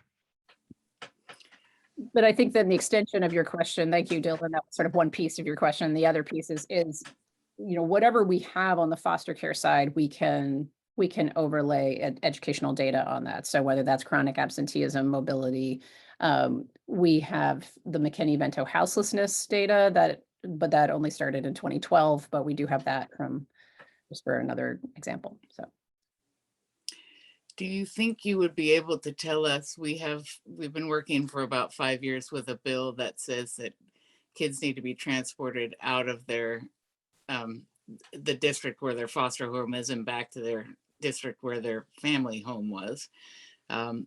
Would you be able to tell us how kids in that situation are doing with regard to attendance? it sounds like a puzzle that I would love for us to think about, because I think it really probably pertains to where we have location data. And I don't know if your wheels are turning too, Dylan. Like, I think it's about like, where could we do that mapping? I know we definitely have thought about, the mapping of kids that move from particular types of schools to other schools or geographic areas. And I think the question is, when you get personal about address, how we could do that. But it's a great question. So let's park that, guys, in our list. Right. Looks like Nick has a question too. I have two potentially, and they intersect, and I think it's been something that I've been in a conversation about for maybe some version of 15 years. So not sure if these are solvable problems, but what would be amazing to be able to see, because from a program perspective, right, we want to be able to see how do we tailor programs to meet the needs of kids wherever they are. And so recently we've done a conversation about this work that's being done to move towards more school-based mental health services. School-based mental health services are amazing because you bring the service to the student in the school. But if we know the students in the school in foster care are transitioning from school to school to school, the question becomes, how are you able to, or are they being moved from clinician and provider to clinician and provider through those movements? And what are the potential impacts of that? positive or negative, right? As we think about where do we invest mental health dollars in our state, how much into school-based services does actually solve for that, which is community-based program services. So that's a piece of it. That's one part, right? Our kids have a disruption practitioner. The other piece, that's the maybe a little bit more complex, is that kids in schools oftentimes youth development services or after school or in the metro area like Sun Service System, right? So there's all these supports that are after the school day. And we run into these issues where how do we know, how does the state agency know if kids are in the programs at like en masse? And then how do we bring programs and services like mental health services and sports into those environments as well? So it's like our kids who are enrolled in youth development and or Sun Service System and mental health, are those outcomes there? Like, is that the unicorn of, or the triumvirate of services that lead towards positive outcomes? And if so, how do we scale that? We have assumptions that like we bring youth development plus school plus mental health services, and the kids are going to have better outcomes. But actually be able to see that, so that then we can make a strong case for like fund this array of service, not these incidental services, could be really beneficial. Those are the two. Do you, Nick, in that world of sort of beyond, sort of lots of great things there. And actually my background's in health policy, so I do love the health questions. So, and Becky's background is in foster care, and Dylan's is in juvenile justice. So we kind of just, come from everywhere here. So yeah, I think your point about school-based health services are really interesting in school mobility. Like I was saying earlier, and it leads into your second question too, what we have right now is, Medicaid claims. And I know in my discussions with folks in your line of work, there's a lot of care that's being provided outside of what gets reimbursed through Medicaid, and, sort of how do you capture that? And so I think that's a fascinating system conversation, not likely something that, we could specifically help with ourselves. But I do wonder, one of the questions I had related to that is, in terms of your work with CCOs, are there areas where CCOs have taken on a role with some of these additional services that there are some regional areas that are doing something slightly different than other regions or CCOs are doing slightly different than other CCOs or something? Because that's one of the things where geography broadly defined is one of the things we've been also thinking about in terms of, is there a way for us to,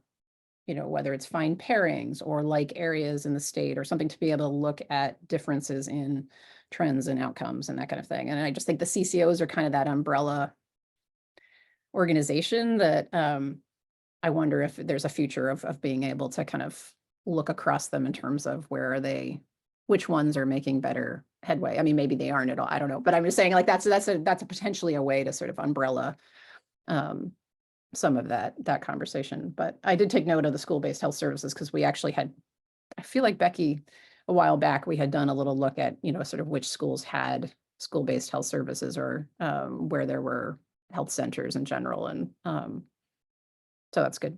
It's good input. Okay, what else? I have one curiosity around, at what age kind of category, I guess I would say, would we see mobility have the greatest impact on graduation rates? So, if we're looking at a really targeted intervention and we find out that you're more likely to not graduate if you have mobility in the ages of 13 and up, and there's less impact if you're younger when you have that mobility, it'd be good to know that, because I just think a lot of the youth I worked with who were kind of giving up on a graduation, diploma or even a GED, it was because they had so many pieces of credits from so many places that they were like, I can't put it all together. I can't make this square fit. So I'm just done. I'm going to back out and just not make that a goal. So I'm curious if the data can shed any light on that, if that is where we're seeing kids the most impact with mobility, making them drop out or not finish and get their high school graduation. Yeah, no, I actually, while there's always 1,000 issues in terms of the data itself, as we know, every time we're like, yeah, we should be able to do that. And then it takes, 3 times as long because we run into all sorts of little glitches. But I think one, we can definitely look at age and timing. I think we really can look at both. I mean, our age and grade. Grade tends to be, well, particularly mobility. We are talking about kids in school, so it would be grade. We definitely can look at that. We can, so I think that's just firm, great input you just gave us, because that's, you know, particularly looking at the foster care. We didn't really dive into mobility as much. We do have some interactives on the web that show sort of age at first contact in terms of, say, mobility. So there's, I think when you see those, you may have even more fine point questions on that, and you should definitely raise like, hey, what I'd really want to know on this is like timing, you know, around a particular event. So yes, so we took note of that, because that is something actually we have, you know, a good way to look at. One of the things I'd love, you know, to bounce off of your question, Pamela, is, you know, because the real value of OKID is not only longitudinal, but also this sort of cross-program look. And, you know, obviously we're embracing that, doing foster care and education together. So we're clearly doing that already. Are there either foster care or other programmatic sort of events or circumstances, experiences that kids you know, experience, that you would be interested in us looking at with respect to, say, timing? You know, you could see, you know, is it timing around first foster care placement? Is it timing around particular sort of medical diagnoses, or you know, where do well child visits come in, or whatever, you know, that kind of thing. That there's, you know, are there cross-program features, timing that you would be interested in seeing? Oh, Catherine says school discipline might be a good overlay. That would be interesting. And my mind goes to behavioral health, any kind of mental health episodes, behavioral health episodes, new diagnosis of mental health condition. I don't know if that's digging too deep, but that could be where you see some overlap between absenteeism and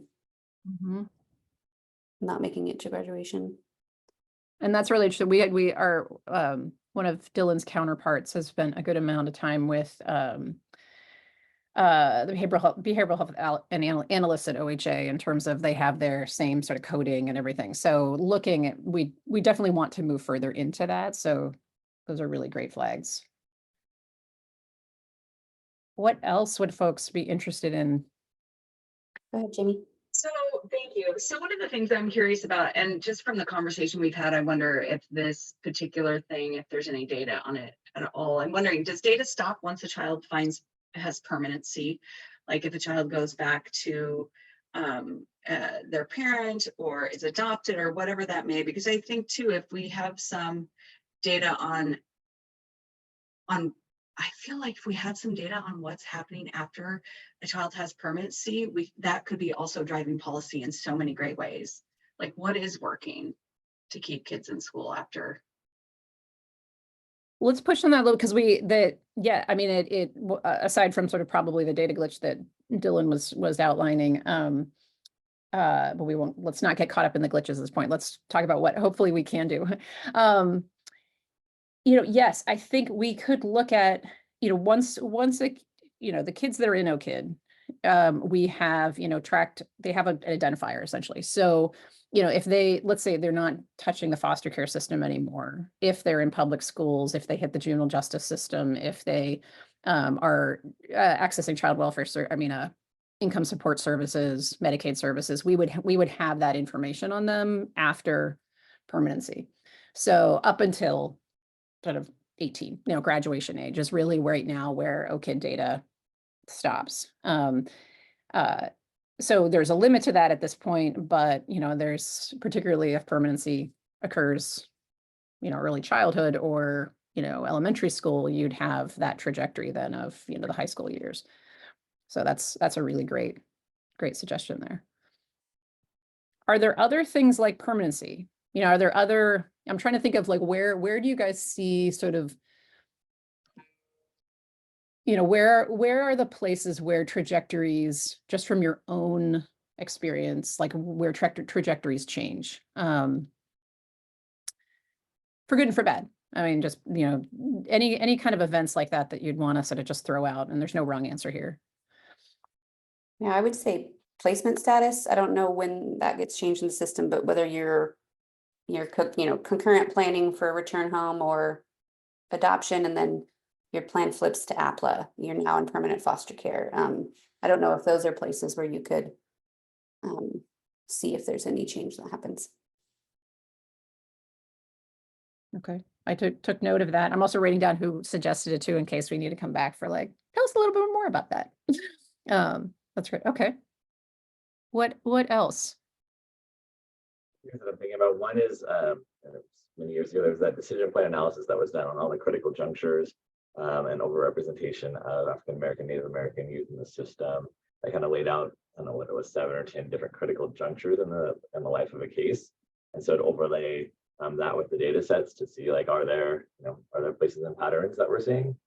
So that comes to mind for me, and it's, I think PSU maybe was the author of that. You think PSU, is that what you said? Yeah, and I'm guessing Kathleen, you may have that on a shelf somewhere from so many years ago.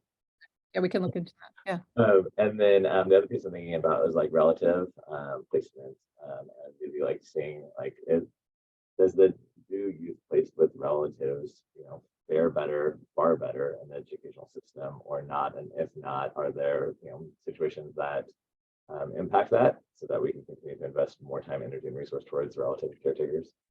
Oh, that's a good one, Nick.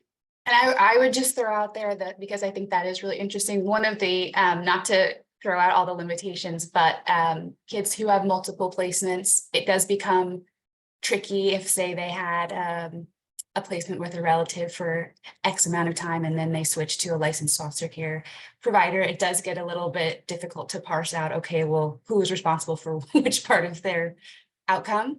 But I think these are all really good areas that we can probe and see, what is possible. Are you able to also look at geographic areas? So one of the things that I see quite frequently is real disparities in how different geographic areas do discipline.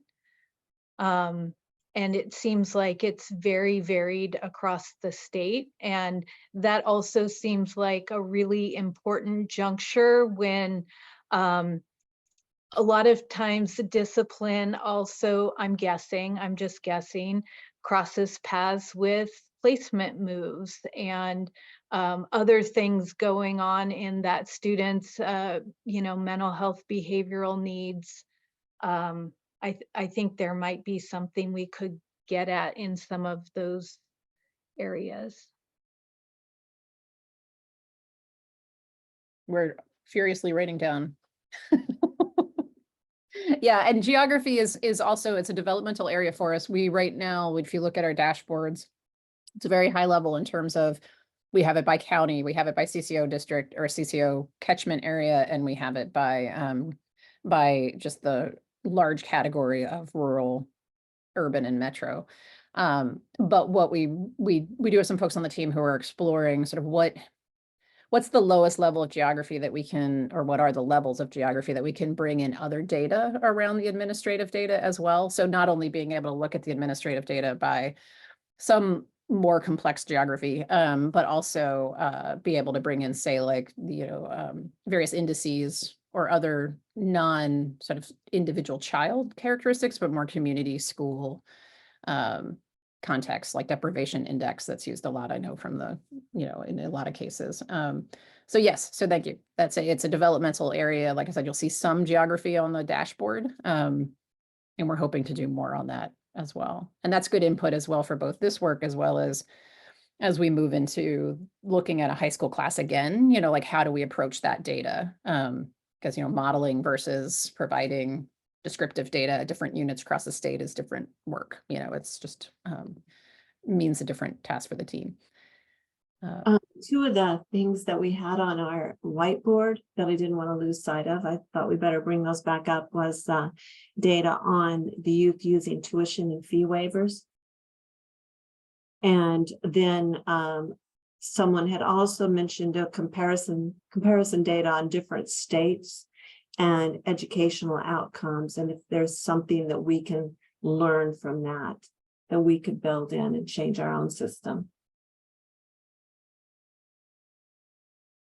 I love that. And Darren put in the chat, thank you. Foster care students who have an IEP and pre and post stability, that is a really important one. And we have right now, when you see in our documents, if we have disability status, we're basing that on IEP receipt at this point. We are hoping to sort of beef up kind of our look at disability status. It's on the incredibly long wish list that we have. But yeah, so foster care and IEP is something that actually I think maybe even in the sessions, if you're able to join, Becky can show you where to even find the basic data that we have, available right now. Okay, and we're running up to time. You guys did a great job of managing this agenda because I didn't know how much time we would have. So we did get some really good input from all of you. I think my last question for you all, and I'm channeling you, Becky, is, as you're looking at this data, we obviously, our goal to tap you all is to be able to turn around and provide data that is truly useful. If you think of anybody else that you think OKID should talk to, or who really could use a tutorial on the website, or, we really are sort of at the beginning of our journey on figuring out how to do engagement on such a kind of complicated project. Like it's not intuitive.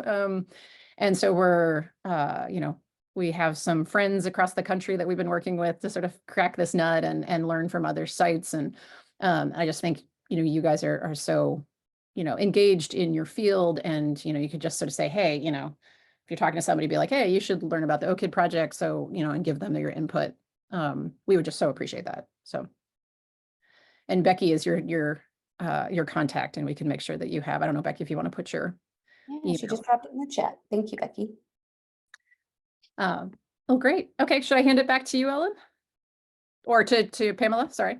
Sure, I'll take it from there and then hand it to Pamela, but I just wanted to again give one more shout out for the work you guys are doing and the trainings that you're offering, and making sure that we get that out, and we'll get that to as many child welfare staff as we can. And anybody here on the call, I'll send it out to anybody who doesn't have it, so that we can make sure that people know how to use your wonderful website that can be challenging if you don't know exactly how to navigate it. Yeah, I was actually wondering if, because, I work in the side of prosecution and response, and wondering if it's okay to have any of those folks, invite them to attend and learn, because they're, they need the information for grants and outcomes and program development. Would that be okay, or would that be a different setting where we refer them to you and you set up a separate session? I think, maybe the decision point is, we have found that when, and I don't know for sure based on what you just said, so you can be the judge there, is that we have found that the more disparate the group gets in a given venue, it's hard to sort of, answer the questions then are sort of coming from very different perspectives. So I think for these two, I would definitely think about folks who are coming from a similar perspective as, in a general way as you are, meaning probably not the detailed academic researcher who wants to know like all the ins and outs of like our modeling. Like that's a clear one. So anyway, I'm not lumping people unduly together, just because they're, working on child welfare, but it's so you can make that decision. If you think that they, grant writing is a very good use of this data, it's sort of, to me, that's meant to be for policymakers, but, I just know, all of us who have worked in policy data service delivery, like you're always looking for the data that, you don't have direct access to. So sorry, that was a long answer to your question. Yeah, thank you. I appreciate it. That makes total sense, actually. So we are coming up to the end of our time. And it feels like we have some more data that maybe the team will come back and let us know if, here's the things we could pull, here's the things we can't, here's what we need more information on. But from this really quickly, I guess the question is, do we as a commission, just commissioners, are we interested in making a recommendation to the governor's office and the agency heads around educational outcomes for foster youth? If I could get a nod or a thumbs up, I want to move forward with this. We feel that there's some space for us. Yeah. Seeing nods. If you're off video, maybe just a thumbs up. Okay, then the second question is, Do you have any that have come to mind now at this very moment that we could make with information we do have currently? And I would say the only one, the big one that comes to my mind is there some recommendation around this qualitative look into educational outcomes for foster youth? Like, who's the body, where's the funding? Is there some sort of recommendation we could make to, I don't think a task force is it, because they're not really doing qualitative research. So I don't know what that would look like, but it feels like there's a gap here in our understanding, and we need someone on the ground to do that research. So in my mind, there's a recommendation there around further research into this population, but that was just my top one at the moment. Anything else coming to mind?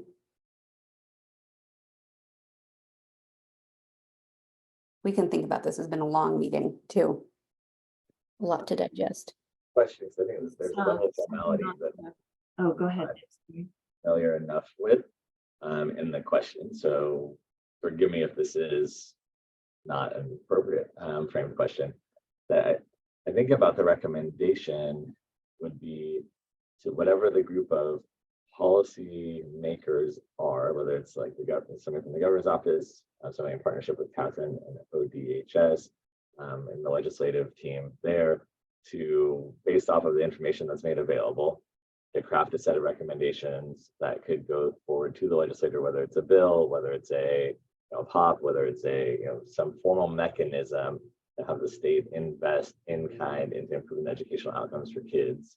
But it seems like there was a detail of like policymakers being involved in that crafting of that. That's beyond scope of the commission, I think.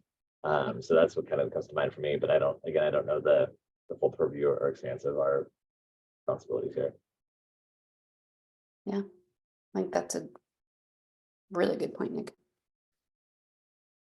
And I'm not totally sure either. And I think Rachel has hopped off. I don't see her in here. So it sounds like we need some more follow-up. So I would propose some email communication. I don't want to say, let's revisit this at the next meeting, because that's not until what, March, Ellen? Yeah, it's March. So far away. So I'd love to start an email chain with commissioners around next steps with this. And maybe loop in Rachel at the governor's office, maybe loop in Catherine, and see if we could come to a meeting with some ideas to present, even if they're very, very rough. But that would be my goal. How does that sound? Yeah. I think that sounds great. And maybe also, depending on what we hear back from OCID, there might be some information that just jumps out at us that we might want to look at in a little bit more detail. In the meantime, I could reach out to Rachel to see if there's anything there, and then communicate kind of like what we do. Sometimes I don't want to flood everybody with a lot of emails, but at least try to get information out in February, so that if there's further questions, we can get those followed up on before the March meeting. And I know we've invited Darren to speak at our March meeting on his report. And I think it's on our schedule to have Rachel speak as well, because it's that month for her to come and speak from the governor's office. So maybe given that, we can pull some things together that that we might be able to make a recommendation on. It seems a little unclear right now. It feels like we have a lot of information and a lot of and places that we could address, but not complete clarity on what exactly we need to address yet. Yeah, so, and there may be a tie with the IOP services as well. Yeah, exactly. Yeah, that would be a follow-up for me with their team at ORAI, whoever that would be. Right.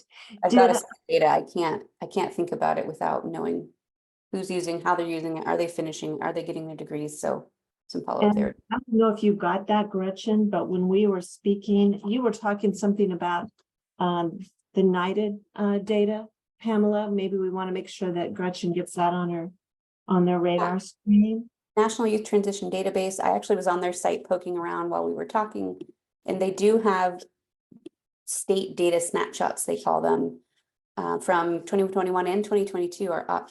So I would be interested to see how the OKID data could maybe pull in that data. I don't know the restrictions because it is a national data set, but that would be pretty amazing.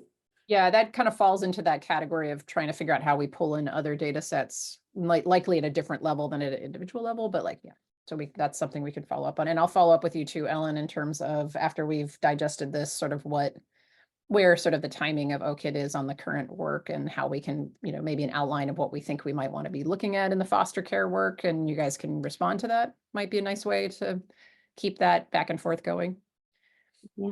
I'll follow back up with you, Ellen. Perfect. All right, so please watch your emails, and commissioners, hopefully squeeze in some time to check those and be responsive between now and the next meeting. That way we have something hopefully to work from at the next meeting rather than starting from scratch. All right, have a great rest of your day. Happy Monday. Take care. Thanks, everyone. Thank you.